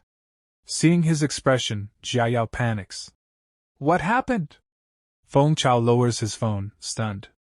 "He said, no one went there to apply for a job." Confused, Fengchao mutters, "If Ye Chen didn't apply for a job, then why did he go inside?" Suddenly, a thought hits him. "Don't tell me, he went there to stay?" Jiao immediately denies it. "Impossible. Westlake costs at least 8,000 per night. I already confiscated all his bank cards during the divorce. He only has a few hundred in cash and a 2,000 credit limit." To clear things up, Fengchao says, "Let's go inside and ask little Chang directly." Scene shifts to the hotel lobby. As soon as they enter, the receptionist explains, "Brother Chow, the Ye Chen you mentioned did check in just now. He prepaid for 7 days." Hearing that, Fengchao feels the ground disappear beneath his feet. 7 days? He quickly calculates. 8,000 a night, 7 days, that's 56,000. Grinding his teeth, he snarls, "That bastard hid private money. Jiao, he must have skimmed money from groceries and daily expenses. Shameless, stealing even that much." But then the receptionist gently interrupts. "Sir, Mr. Ye Chen didn't stay in a standard room, he booked the presidential suite." Boom! Fengchao and Jiao are struck like by 440 volts. "What?" Feng Chao stammers. The Westlake presidential suite is 80,000 a night, 7 days. That's 560,000. He turns to Jiayao in shock. Jiayao, are you sure that money came from your family's expenses? To turn his suspicion into certainty, Feng Chao immediately spun around toward the receptionist and asked in disbelief. Are you sure? Did Ye Chen really just pay the full 5,600 right now? The receptionist nodded calmly. Yes, sir. The payment has been completed. But her very next sentence was like rubbing salt into an open wound. Smiling brightly, she added, and not only that, he was so happy that he even gave me a 10,000 tip. The moment Jiayao heard that, her anger completely exploded. She snapped, shouting, How dare you keep that tip? That money belongs to my Wang family, do you understand? While Jiayao was throwing a full-blown tantrum, Feng Chao quickly stepped in and tried to calm her down with logic. His expression turned serious. Jiayao, this isn't the time to cry over a tip. The real question is, where did he get so much money from? Even if he stole vegetable money for 3 whole years, there's no way he could save up 1 million. Those words made Jiayao freeze. She went silent, then suddenly, her eyes lit up. Wait. She remembered something. He often used to go to my grandmother's house to look after her dog, and you know my grandmother. Her house is filled with old, valuable antiques. What if he secretly stole 1 or 2 antiques and sold them? The moment she said it, Feng Chao immediately agreed. That must be it. Call your family right now. Tell them to check if anything is missing. Without wasting a second, Jiayao pulled out her phone. Meanwhile, over at the Manhua Hotel banquet hall, the atmosphere was completely different. It was already very late, yet President Tang and the other big guests still hadn't left. Everyone was waiting for just one thing: who was the mysterious person who sent that outrageously expensive bracelet? They all wanted to catch a glimpse of this secret figure. At the same time, Qin Hongyan was growing restless. She kept glancing toward the entrance, her brows tightening. So much time has passed, why hasn't the gift sender shown up yet? Even with traffic, he should have arrived by now. A troubling thought suddenly crossed her mind. Could it be that bracelet was actually sent by Ye Chen? Just then, Jiayao's mother's phone rang inside the hall. Seeing daughter on the screen, she picked up casually. Hello, dear, how did everything go? The divorce with that loser is done, right? But Jiayao's voice on the other end was filled with panic and fury.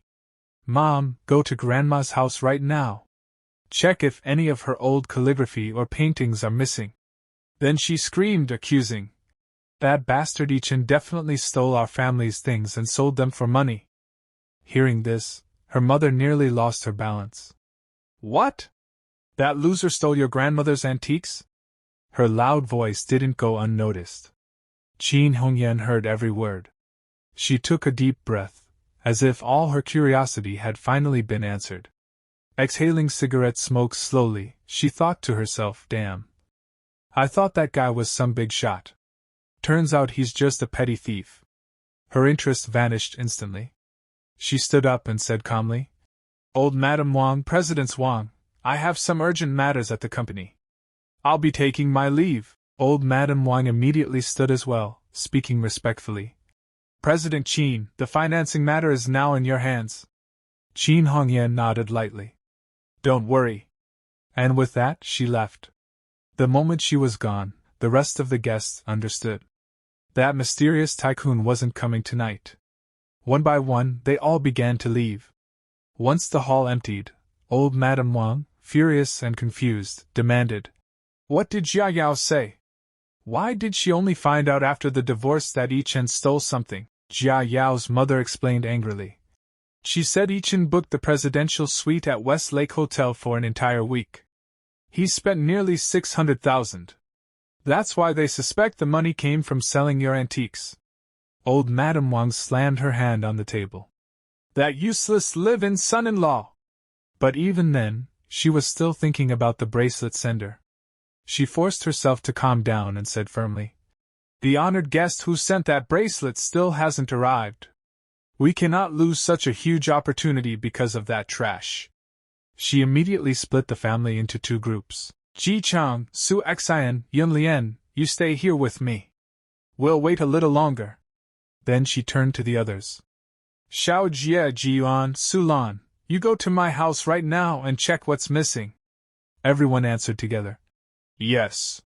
Scene shift. At the Wang family villa. Xiao Jie, Jia Yao's father, and her mother arrived and immediately began searching the house. After 20 minutes of checking every corner, nothing was missing. Xiao Jie frowned. There's nothing gone. The uncle walked over and confirmed. Same here. Everything's intact. Did you find anything? Xiao Jie fell into deep thought. The calligraphy room is fine. This room too. That means nothing was stolen. The truth was clear. Ye Chen hadn't stolen anything. But Xiao Jie's hatred overpowered logic. He didn't want to clear Ye Chen's name. So he lied. Oh. I haven't finished checking yet. You should search again, just in case something was missed. The uncle nodded. All right. The moment the uncle left, a filthy idea formed in Xiao Jie's mind. He walked to a shelf and picked up an extremely expensive watch. Holding it, he sneered to himself. This was Grandpa's watch. Only 48 pieces exist worldwide. Worth over 5 million. A sinister smile spread across his face. Ye Chen, from today onward, you're the thief who stole this watch. He slipped the watch into his pocket, walked out holding the empty box, and suddenly shouted. My room! A watch is missing! Jia Yao's mother exploded in rage. So that's how that loser could afford the presidential suite. Without delay, Jia Yao's father called old Madame Wang. Mom, we found it. Grandpa's Richard Mille watch is gone. On the other end, old Madame Wang trembled with terrifying fury. Bring him to me. I want to cut off his hand today. But the moment Xiao Jie heard Ye Chen's name again, his legs went weak. The memory of being beaten last time flashed in his mind. I don't want to get beaten again, he immediately started acting. My injury hurts so badly. I need to go to the hospital first. Uncle, you go ahead. I'll come later. Before anyone could stop him, he ran away. Left with no choice, Jia Yao's father called Jia Yao. Are you still at Westlake Hotel? Scene shift. Westlake Hotel. On the phone, Jia Yao froze. What? Grandpa's Richard Mille watch is missing? 5 million? I understand. She hung up. Feng Chao asked nervously. What happened? Jia Yao clenched her teeth, eyes blazing. Ye Chen really did steal from my grandmother. Just wait, I'll make him pay. She stormed toward the receptionist and shouted. What's Ye Chen's room number? Feng Chao panicked. Jia Yao, what are you planning to do? She snapped back. What do you think? I'm taking him back. He stole a 5 million watch. But Feng Chao noticed something strange. She didn't look angry. She looked excited. Why do you look so excited? He asked suspiciously. Why does it feel like Wang Jia Yao actually wants to see Ye Chen? Worried about causing trouble, Feng Chao tried to stop her. I can't afford to offend the owner of this hotel. Don't make a scene. Just call the police. She shoved him away. Why are you such a coward? If you're scared, stay here. And she went up alone. Scene shift. Presidential suite corridor. Jia Yao stood outside Ye Chen's door. She banged on it furiously, screaming. Ye Chen, you thief! Open the door right now! A moment later, the door opened. Ye Chen stood there, freshly out of the shower, wearing nothing but a towel. Annoyed, he said, You woman, why won't you stop bothering me? The divorce just happened and you're already here? But the moment Jia Yao saw him like that, her anger vanished.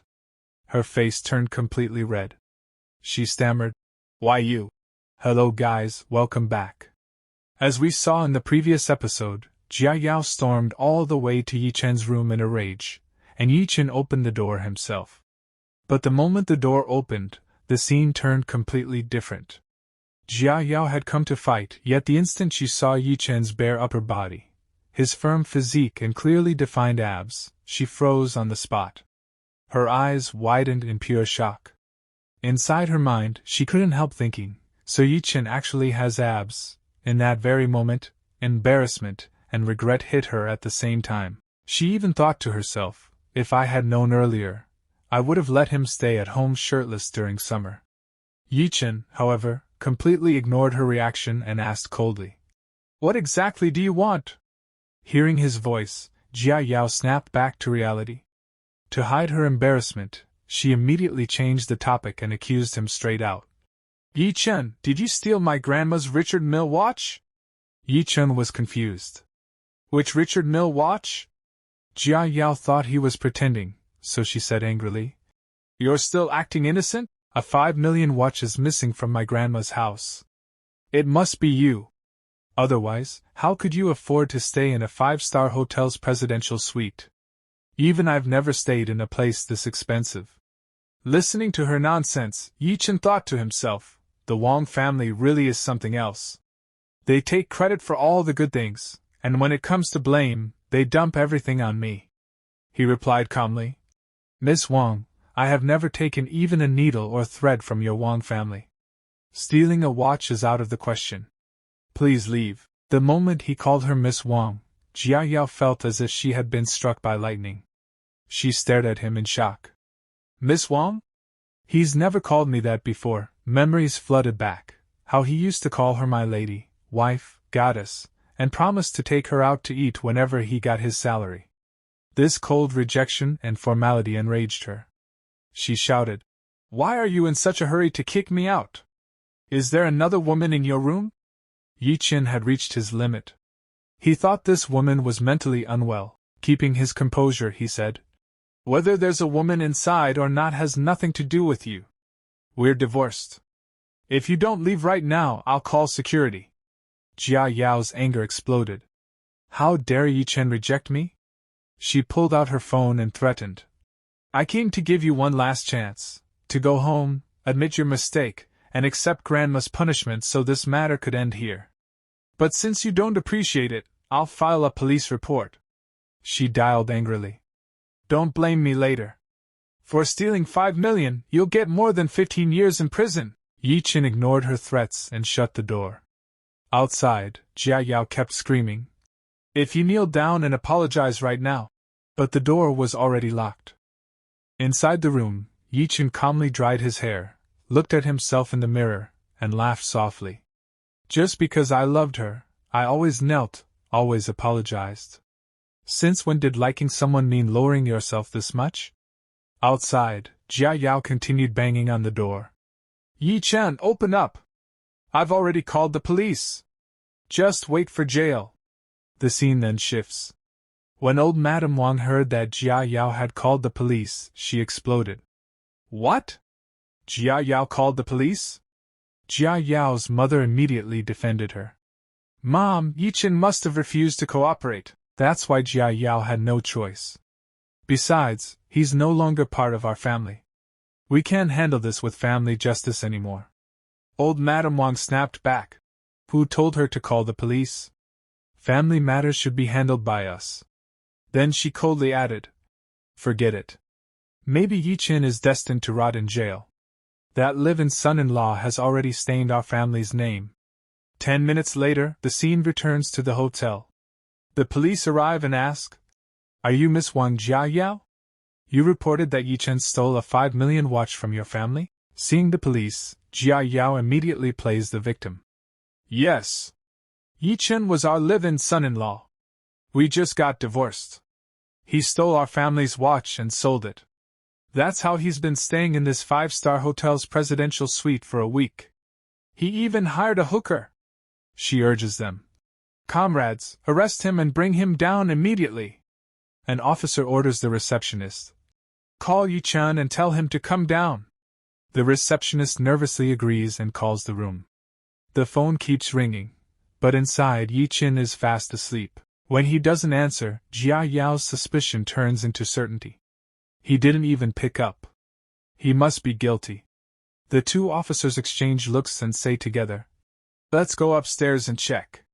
They take the elevator, reach Ye Chen's room, and ring the bell.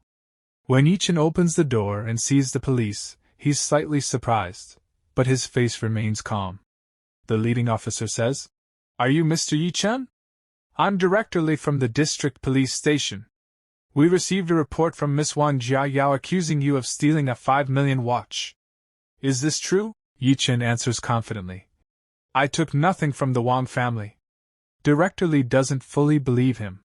Scanning him up and down, he says skeptically, "Forgive me, but I heard you were once the Wang family's live-in son-in-law with little money, doing food delivery for the past 6 months. You received nothing in the divorce. Yet this presidential suite costs 80,000 per night, and you booked it for a week. If you didn't steal the watch, where did the money come from?" Without hesitation, Ye Chen turns around. "Wait a moment." He returns with documents, and places them in front of Director Li. "This is the equity transfer contract of Washing Group. I am now its largest shareholder, and the newly appointed CEO. He hands over a business card. "Here's my card." The moment the officers see it, they're stunned. This black background, yellow text.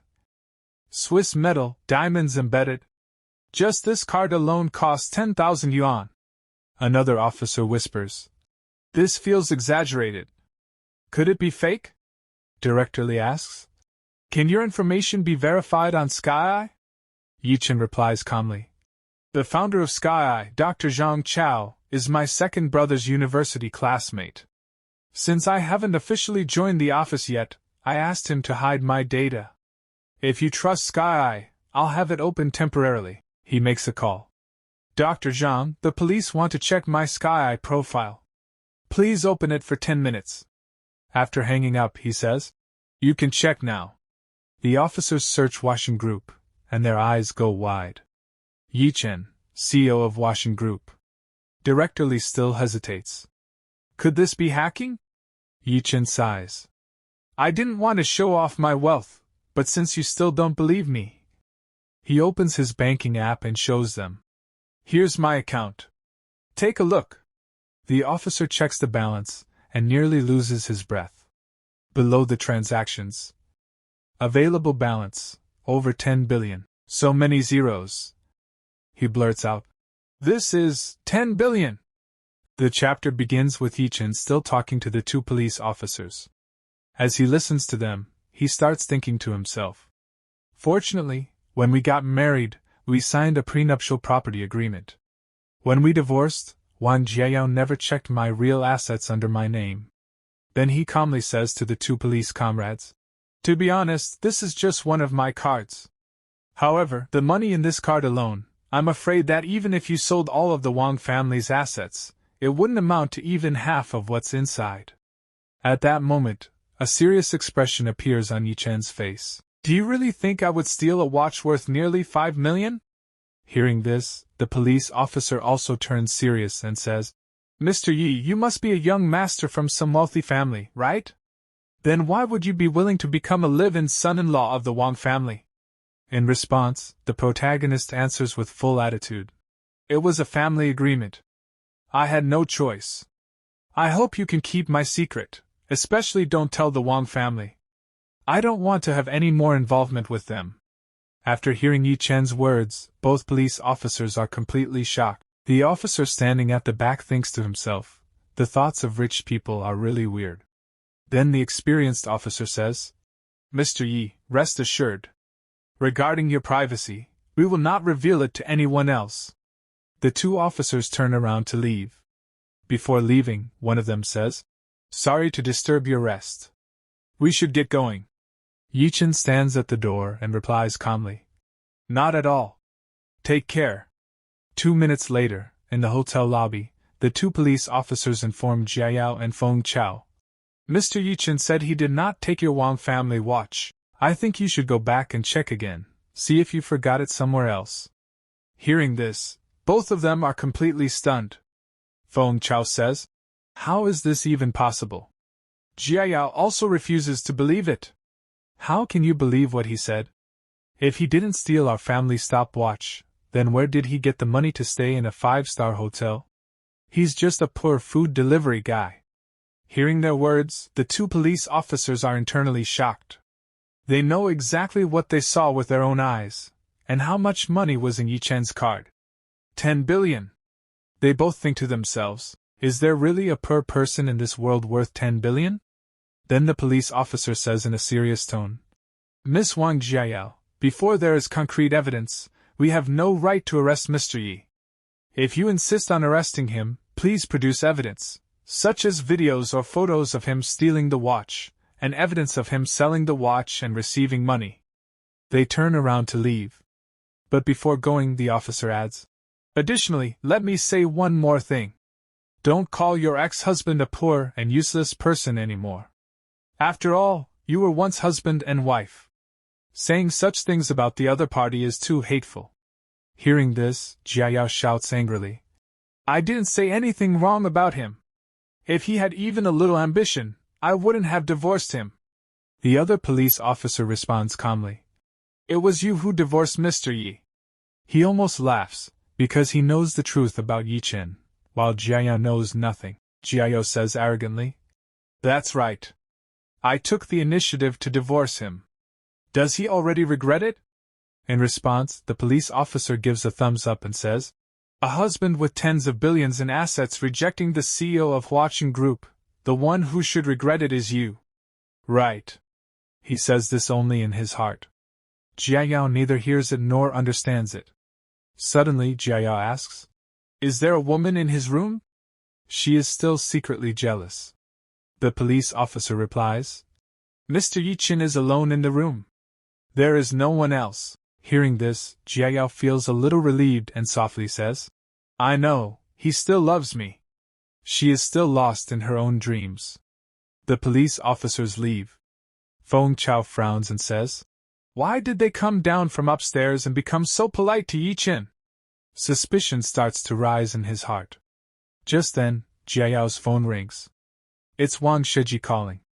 She's slightly surprised but answers it. Jiayao, I heard you called the police. Did they arrest him and take him to the station? Jiayao replies, no. The police said there was no evidence. They can't arrest him. On the other side, Shaoji asks, evidence? What kind of evidence? Jiayao says, evidence of stealing the watch and proof of receiving money from selling it. Hearing this, Shaoji thinks, that's impossible. The watch is right here on my wrist. Then a light flashes in his mind. But I can forge evidence of Ye Chen selling the watch. Laughing, he says to Jiayao, leave this matter to me. I'll go check who he sold the watch to. Don't worry, I'll definitely send him to prison. He hangs up the phone. Jiayao stares at her phone, thinking about Ye Chen. If Brother Shaoji really sends Ye Chen to prison, what will happen then? She recalls the past, how the protagonist used to take care of her and praise her. Miss, is this dress okay? It's barely acceptable. Thinking of all this, her heart softens slightly. But beside her stands Feng Chao, whose mind is full of perverted thoughts. He moves closer, places his hand on her shoulder, and says softly, honey, let's stay at West Lake for a night tonight. Jiayao immediately feels disgusted. She slaps Feng Chao hard across the face and says, you can't even sell a single Ye Chen yet you dare to sleep with me? After saying that, she leaves. Feng Chao holds his slapped cheek and thinks viciously, Ye Chen, you ruined my fun twice. When you come out, I definitely won't let you off. At that moment, Feng Chao's friend walks over, whistling. Brother Chao, this cheek is hot. Before he can finish, Feng Chao grabs him by the collar and threatens coldly. Once Ye Chen leaves the hotel, notify me immediately. His friend is frightened but nods quickly. The next day, at 6 a.m. the protagonist walks out of his room. This time, as soon as the two receptionists see him, they are completely shocked. Ye Chen is wearing a full black suit, looking exactly like a business tycoon. They think to themselves, dominating CEO, completely different temperament from yesterday. Love it. Don't know who's lucky enough to be his wife. Ye Chen leaves the hotel. The moment he steps out, Feng Chao's friend calls and reports that Ye Chen has left. He starts following him. Ye Chen gets into a taxi. Behind him, A black car follows closely. Brother Feng, I'm following that kid. The car is heading toward the city center. 20 minutes later, Ye Chen gets out of the taxi. In front of him stands a huge building. He walks forward confidently. But in his mind, he thinks about Qin Hongyan. Yesterday, you cut off my livelihood. I wonder what your attitude will be when you see me today. Meanwhile, Feng Chao talks to his friend. You said Ye Chen went to the CBD building where Pushing Group is located? What is he doing there? Suddenly, he recalls something. Yesterday, President Qin said she wanted to cut off all his livelihood. Is Ye Chen going there to take revenge? A wicked smile appears on his face. Good opportunity. Maybe I can get close to that great beauty, Qin Hongyan. He immediately calls President Qin. She answers. Who is this? President Qin, I'm Feng Chao. Yesterday, at old Madame Wang's birthday banquet, I toasted you. She recognizes his voice and says, Young Master Feng, calling so early, what's the matter? Feng Chao says urgently. President Qin, you still remember the Wang family's live-in son-in-law Ye Chen, right? Yesterday, we supported the Wang family together and cut off his livelihood. That kid ran to your company building early this morning. I guess he wants revenge. President Qin replies calmly. Don't worry. The building has access control and security. He can't get upstairs. Feng Chao quickly adds, the people I sent told me that kid has a guard in his hand and already passed the access control. He might be heading to your company floor right now. If you go up, your life might be in danger. Hearing this, President Qin becomes suspicious. What? How could he have our company card? This part begins with Feng talking to President Qin. That kid installed the Wang family watch and sold it for 5 million. He's rich now. Your company has so many people sending a little money just to buy an access card. Isn't that strange? I'm very worried about you, President Qin. You are so beautiful. If that bastard tries to hurt you with a knife, how heartbreaking that would be. On the other side, President Qin calmly replies, Thank you for your reminder. I will send someone to check the company right now. Hearing this, Feng practically starts drooling. Dirty thoughts fill his mind. I'll also go to your company to help you right away, Sister Hongyan. Meanwhile, President Qin calls her colleague. Rong, go to the company immediately and see if there are any suspicious people. If there are, call the police immediately. Yes, President. Half an hour later, Huaseng Group. Inside the company, a girl walks in. The security guards greet her with, Good morning. She replies politely. She is Secretary Zhao. She is Qin Hongyan's personal secretary, Zhao Rong. And she looks absolutely stunning. She walks toward the top floor, heading to the elevator. The security guards blush as they watch her. Their perverted nature is obvious. Secretary Zhao is so sexy, and still pure. Although far less sexy than President Qin, but she wins in approachability. Rong suddenly pushes open the office door and shouts. Who are you? How did you get into our company? What do you want? The protagonist gives her a side glance. He is dressed in a perfect suit, looking like a true boss. No tension on his face. Calm. Composed. Full aura. Who are you? He asks coolly. Rong adjusts her glasses confidently. I am President Qin's personal secretary, Zhao Rong. Hearing this, Ye Chen looks at her carefully. Qin Hongyan is a woman? Why does she like this type of secretary? Isn't this usually a man's preference?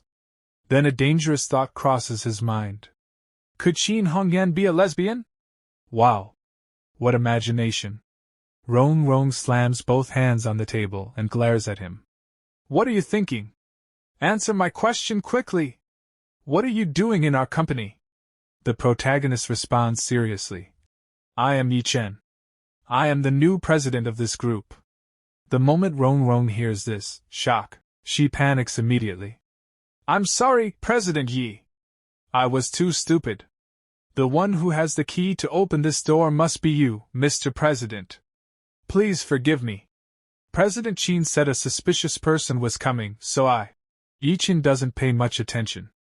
He focuses on his work. But in his mind he thinks, damn. The Wang family people are following me like lingering ghosts. Alright. You can leave. Rong Rong lowers her head softly and nods. Then Ye Chen adds casually, oh right. I heard President Qin is the #1 beautiful female president in Yuzhou. If she comes, tell her to come to my office immediately. I want to see just how beautiful our company's vice president is. After hearing this, Rong Rong goes to the restroom and calls Qin. On the other side, President Qin is driving fast toward Huaseng Group. How is it? Are there any suspicious people in the company? Rong Rong replies. The suspicious person you mentioned is President Yi. The new president of our group has arrived. And he said he wants to see you. Qin is completely shocked. What? President Yi is at the company? She presses the accelerator harder. I must get there quickly. 10 minutes later, CBD lobby. Rong Rong calls out from behind. Qin turns around. They walk together toward the office. Where is President Yi? Qin asks. He's in the office. He said he wants to meet you immediately. As they walk, Qin notices female employees touching up their makeup. Why is everyone here so early today? The receptionist posted in the group chat that the new CEO is here, and he's super handsome. So everyone rushed over. Qin gives a side glance. Oh? How handsome! Rong Rong's eyes sparkle. Her cheeks blush. More handsome than male celebrities. Very young. Looks about 23 years old. Qin frowns slightly. So young? She thinks. It's already rare that I became vice president at 32. Is the president really that young? She turns and says, tell everyone to be professional. Don't be love-struck. He is our president. He will look down on us. Rong Rong's eyes shine again. How could we be worthy of President Yi? A dominating CEO like him, only President Qin is worthy of him. As they move forward, female employees whisper. President Yi called you the #1 beautiful female president in Yuzhou. Maybe he came here just to see you. Don't talk nonsense, Qin says confidently. I've been in Yuzhou's business circle for years. There's no man I, Qin Hongyan, can handle. Just a 23-year-old little boy. Inside her heart she thinks.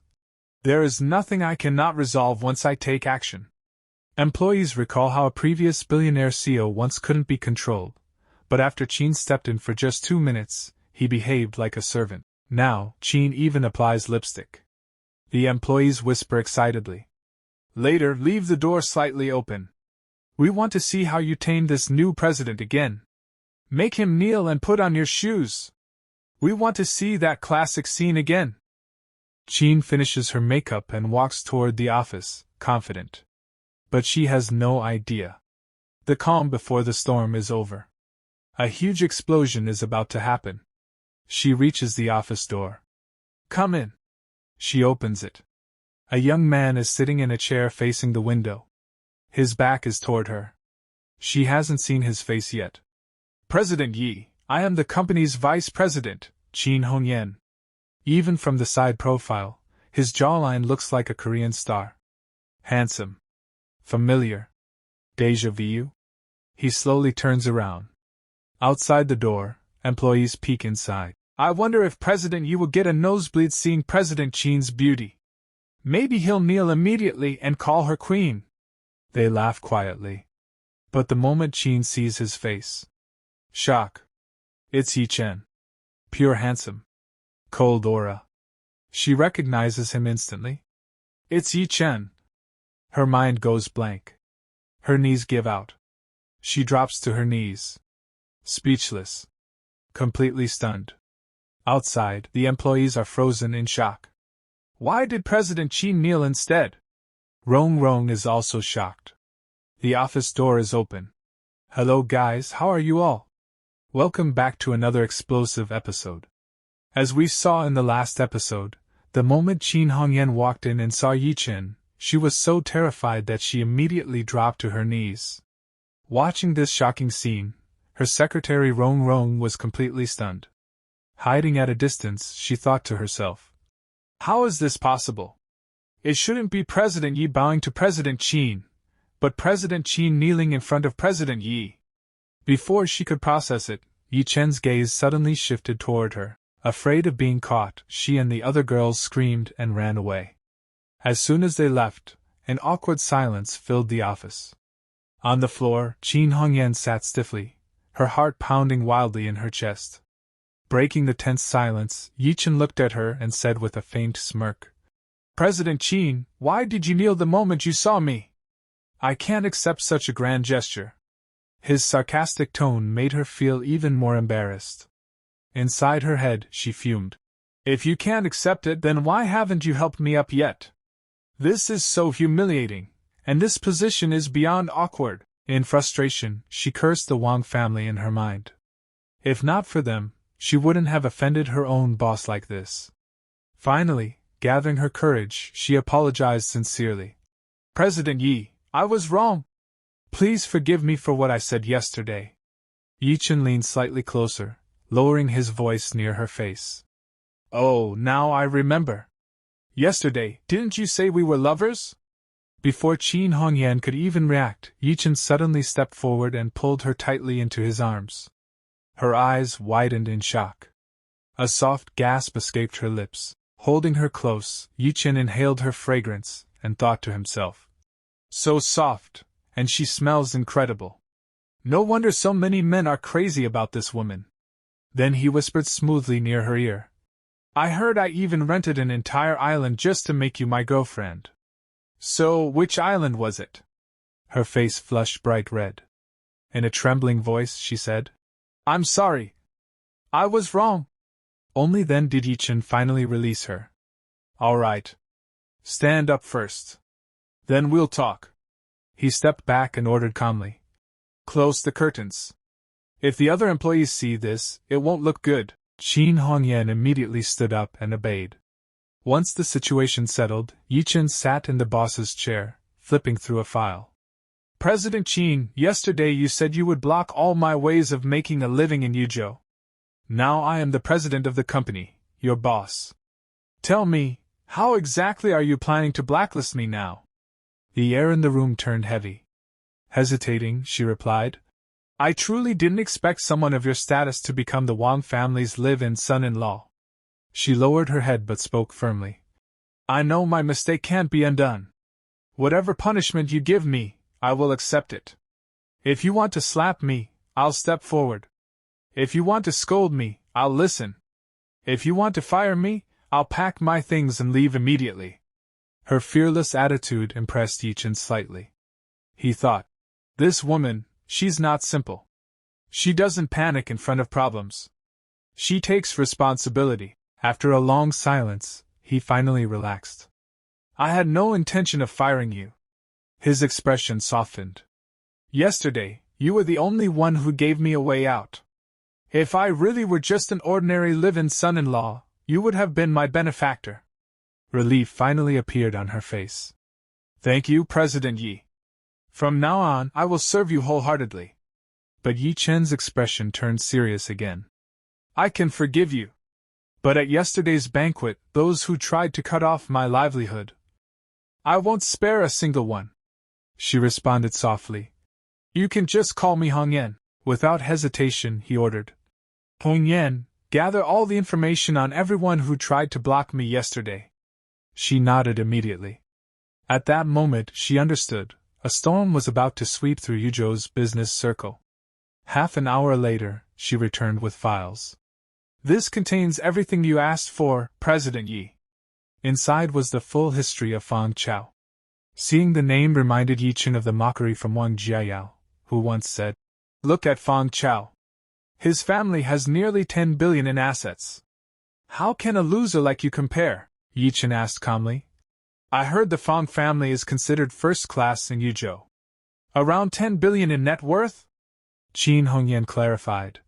2 years ago, yes. But now their business has collapsed. They're barely worth 3 billion. They're not much better than the Wang family. She added that the Wang family was seeking 70 million in financing from their company. I'll return all the benefits they offered me and cut them off. But Ye Chen stopped her. These are separate matters. Bring me the project proposal. I want to review it. She immediately agreed. Meanwhile, outside the company, Fang Chao arrived with a smug smile. He wondered if President Qin had already handled Ye Chen. Suddenly, a girl approached him flirtatiously. Young Master Fang, don't you remember me? That night at Link's bar. Realizing he might have gotten drunk that night, he forced a smile. Oh, of course I remember. A plan began forming in his mind. Soon, they reached the upper floor. There, Rong and the others were gossiping excitedly. The moment President Qin saw him, she knelt instantly. Suddenly, Fang Chao barged in. Where is President Qin? Without waiting for an answer, he stormed into the office without knocking. Seeing Ye Chen inside, he shouted, Ye Chen! You shameless live-in son-in-law! So you're hiding here? Qin Hongyan stood up angrily. Who allowed you in? Ignoring her, Fang Chao pointed at Ye Chen. Are you planning revenge on President Qin? Then he changed his tone, pretending to be heroic. Don't worry, Sister Hongyan, I'll throw this trash out right now. The next second. Slap! Qin Hongyan stepped forward and slapped him hard across the face. Who is your Sister Hongyan? Call me President Qin. Hello guys, how are you all? Welcome back to a brand new episode. As we saw in the previous episode, Feng Chao had already arrived at Ye Chen's company. The moment he saw Ye Chen there, he started talking nonsense, and at the same time he addressed Qin Hongyan as sister. But before he could continue, Qin Hongyan suddenly lost her temper and pulled him in for a hard slap across the face. After receiving that loud slap, Feng Chao was completely stunned. Stammering, he quickly corrected himself. As Sister Hongyan. I mean President Qin. His mind was in total chaos. He kept wondering what exactly was going on here. What shocked him the most was that Qin Hongyan and her subordinates showed absolutely no surprise at seeing Ye Chen there. In the middle of this confusion, Feng Chao's brain came up with a ridiculous misunderstanding. He convinced himself that Ye Chen had come here to become a bodyguard. Pointing at Ye Chen, he suddenly shouted that he finally understood everything. He loudly declared that Ye Chen hadn't come to take revenge on President Qin. Instead, he had come to beg and become her bodyguard. Hearing all this nonsense, Ye Chen simply stood there quietly. In his heart, he wondered what kind of brain this fool Feng Chao had. What kind of absurd rubbish was he spouting? But Feng Chao's imagination was running wild. He recalled that earlier someone had mentioned kneeling. So in his twisted logic, Ye Chen must have knelt before Qin Hongyan, apologized to her, and begged to become her bodyguard. Feeling proud of his deduction, Feng Chao mocked Ye Chen. He reminded everyone that at yesterday's birthday banquet, President Qin had asked Ye Chen to become her bodyguard, but Ye Chen had refused. At that time, Feng Chao had even thought Ye Chen had some backbone. But now, he sneered, he never expected Ye Chen to wake up early in the morning, dress up like a dog in a bodyguard suit, and come running here to kneel and beg to stay by President Qin's side. After spitting out all this garbage, Feng Chao turned to Qin Hongyan and said she couldn't possibly agree with this. He reminded her that just yesterday at the banquet, she had promised to cut off all of Ye Chen's livelihood and block every path for him. The moment she heard this, Qin Hongyan's anger shot through the roof. In her mind, she labeled Feng Chao a complete idiot. Rong, who was standing nearby, heard everything and was shocked. She wondered if President Qin really wanted to block all of Ye Chen's ways to survive. But before that doubt could grow, Qin Hongyan exploded in rage and slapped Feng Chao a second time. When did I ever say that? She shouted furiously. Still burning with anger, she ordered Rong to throw this man out immediately.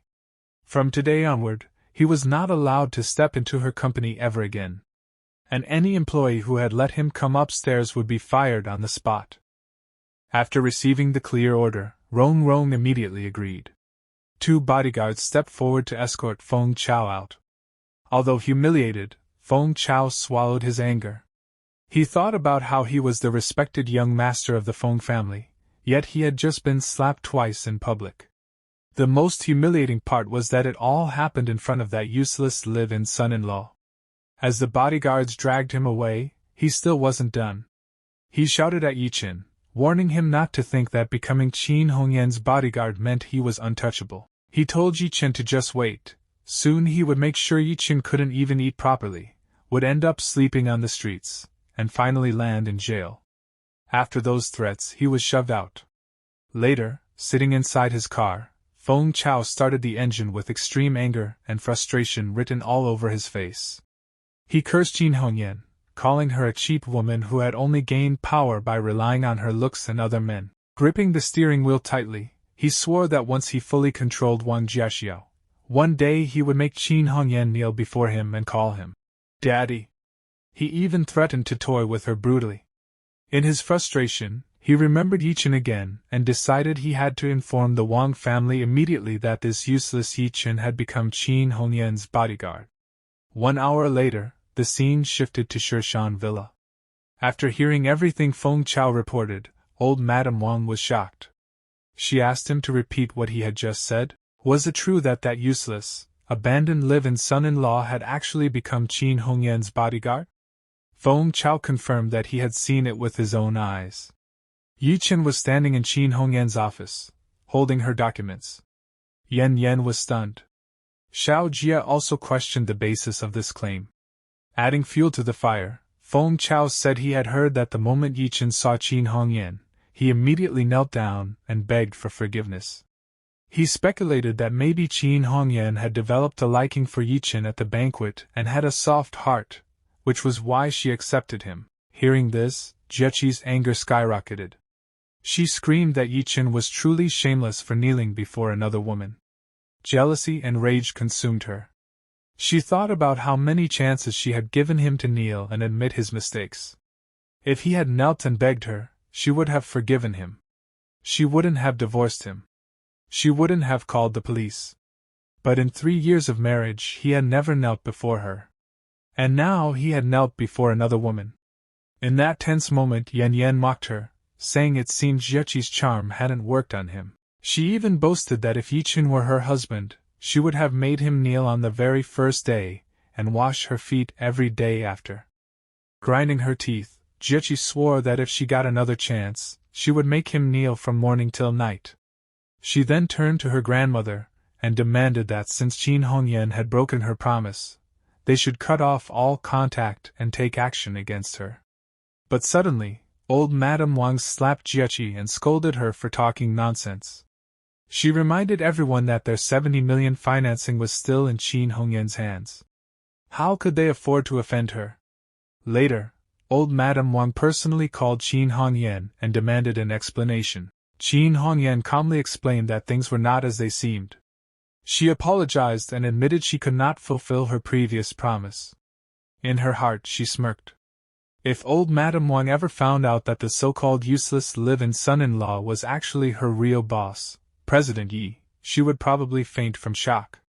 Old Madame Wang, suppressing her excitement upon hearing President Ye's name, offered to send her son Jichang to personally meet President Yi and discuss the project. After the call ended, she strictly instructed Jichang to perform perfectly during the meeting. Meanwhile, she ordered the investigation against Ye Chen to continue.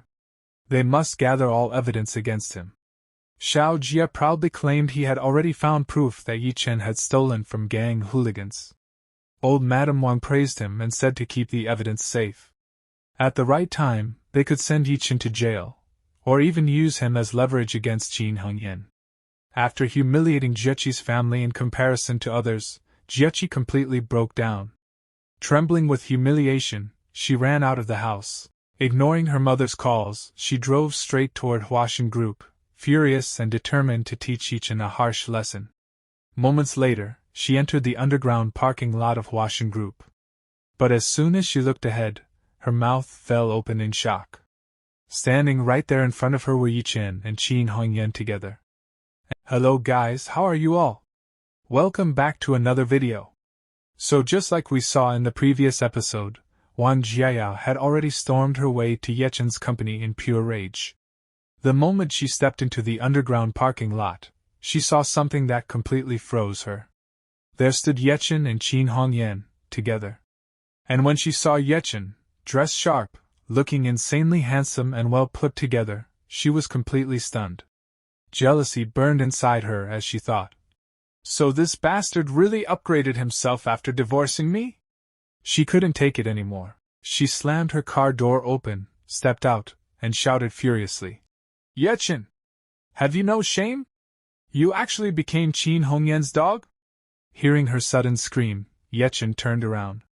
He was clearly surprised. What is Wang Jiaya doing here? He muttered. On the other side, Qin Hongyan also felt something strange seeing the arrogant eldest daughter of the Wang family here. But Jiaya wasn't done. She kept yelling like she was doing him a favor. So you knelt in front of Qin Hongyan and begged her? If you could throw away your self-respect like that, why didn't you kneel in front of me and beg? Her tone was disgusting, like she was granting mercy. I gave you so many chances. If you had just knelt and begged me, you would still be the son-in-law of the Wang family today. At this point, Ye Chen's patience snapped. You have the nerve to ask why I didn't kneel before you. Don't you think you're talking way too much? His anger flared up. Just the day before yesterday, you booked a room with that guy surnamed Fang and cheated on me. And after all that, you still wanted me to kneel and apologize to you? But Jiayao had zero shame. At my birthday banquet yesterday, I gave you a chance. If you had knelt, I would have told Grandma not to force the divorce. You could still be my husband. She even pointed angrily at Qin Hongyan. At Westlake Hotel, if you had knelt and begged, I wouldn't have called the police. In both situations you just had to kneel. So why kneel for her and not for me? I was your wife. Her logic was insane. Ye Chen replied coldly.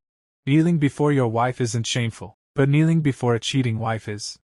For the past 3 years, I really spoiled you too much. That line hit hard. But Jiayao exploded.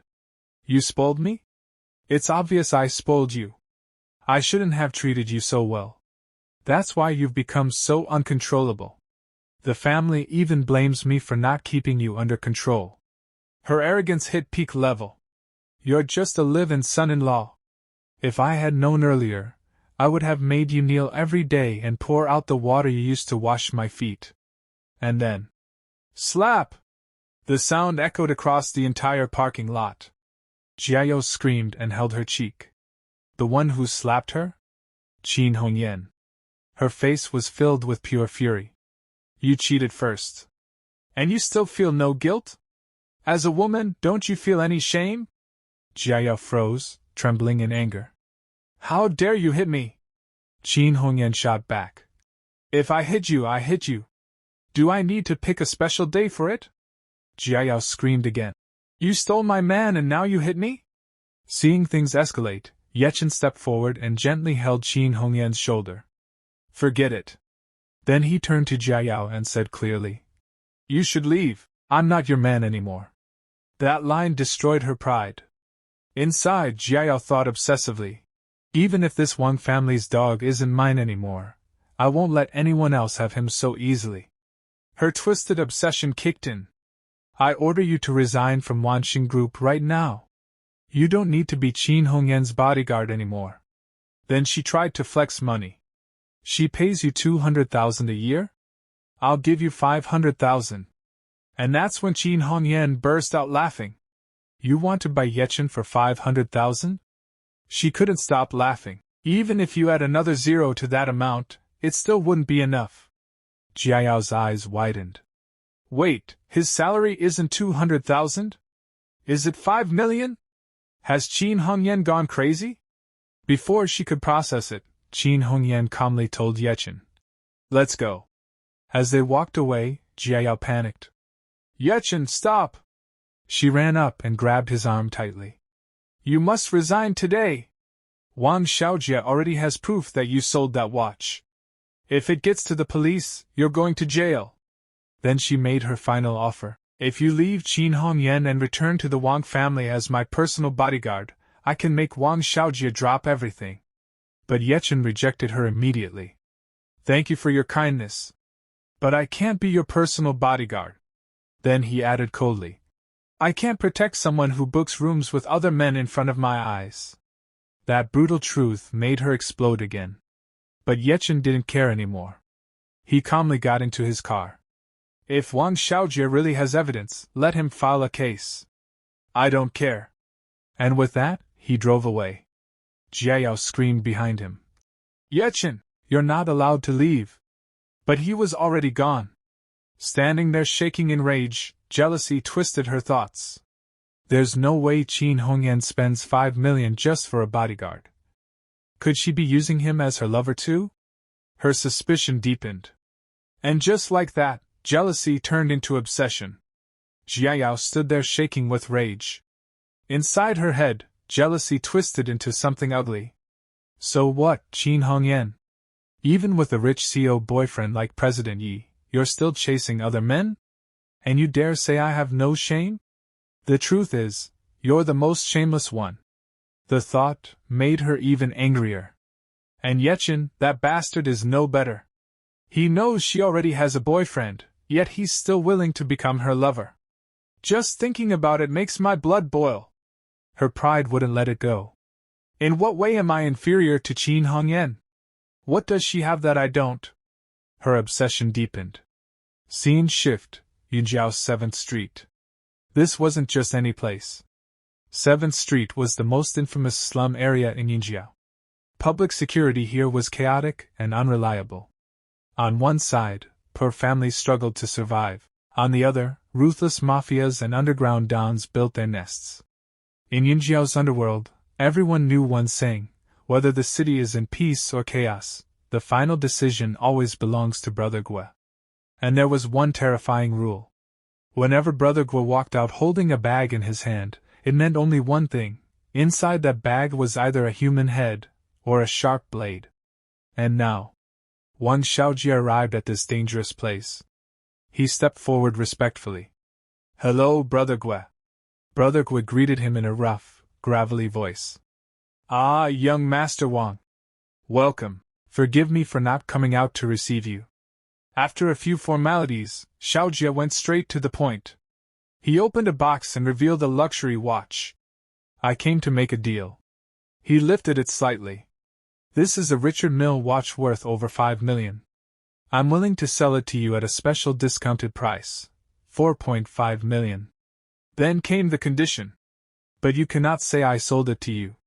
You must tell everyone that a man named Ye Chen sold it. Brother Gue's sharp eyes narrowed. He stared at the bruise on Xiaojie's face. The injury on your face? That Ye Chen boy did it, didn't he? Xiaojie clenched his fist. Brother Gue guessed correctly. He's just a live-in son-in-law from my second uncle's family. Our family doesn't want to escalate this for reputation's sake. But I can't swallow this humiliation. I must send that bastard to jail. Despite his confidence, Brother Gue calmly refused. I can't help you. He exhaled smoke slowly. Master Lu strictly warned me, never interfere in other people's family matters. What if we help you, and later you reconcile? We'll be the only ones left carrying the blame. Xiaojie panicked. That won't happen. Ye Chen has already divorced into our Wang family. And who is this Master Lu anyway? Why do you have to listen to him? The moment Master Lu was disrespected, one of Brother Gue's subordinates exploded. Bastard. Master Lu is Brother Gue's boss. Xiaojie was visibly shaken. Brother Gue spoke calmly. Master Lu is my guide. Without him, I wouldn't even exist in the underworld. His words are like a king's decree to me. Find someone else for this job. Xiaojie's desperation grew. I'll sell it for 4 million. No reaction. 3 million. You can resell it and easily make 2 million profit. That number made Brother Gue's steps stop. His face slowly turned. A dangerous red greed flickered in his eyes. He smirked. Master Lu also said, in the underworld, never go against money. He chuckled darkly. The sky is big. The earth is big. But nothing is bigger than making money. Young Master Wang. I'll take the job. And just like that, the deadly deal was sealed. Scene shift, back to Ye Chen and Qin Hongyan. They were driving. Silence filled the car. Then suddenly, Ye Chen broke it. From now on, without my permission, you're not allowed to hit Wang Jiao again. Qin Hongyan was slightly startled. Inside, a thought crept in. Does President Yi still care about his ex-wife? She couldn't hold it in anymore. President Yi, after everything she did to you, do you still not hate her? And with that question, this chapter ends. If you enjoyed the video, don't forget to like it, hype it up in the comments, and I'll see you in the next one. Until then, bye-bye.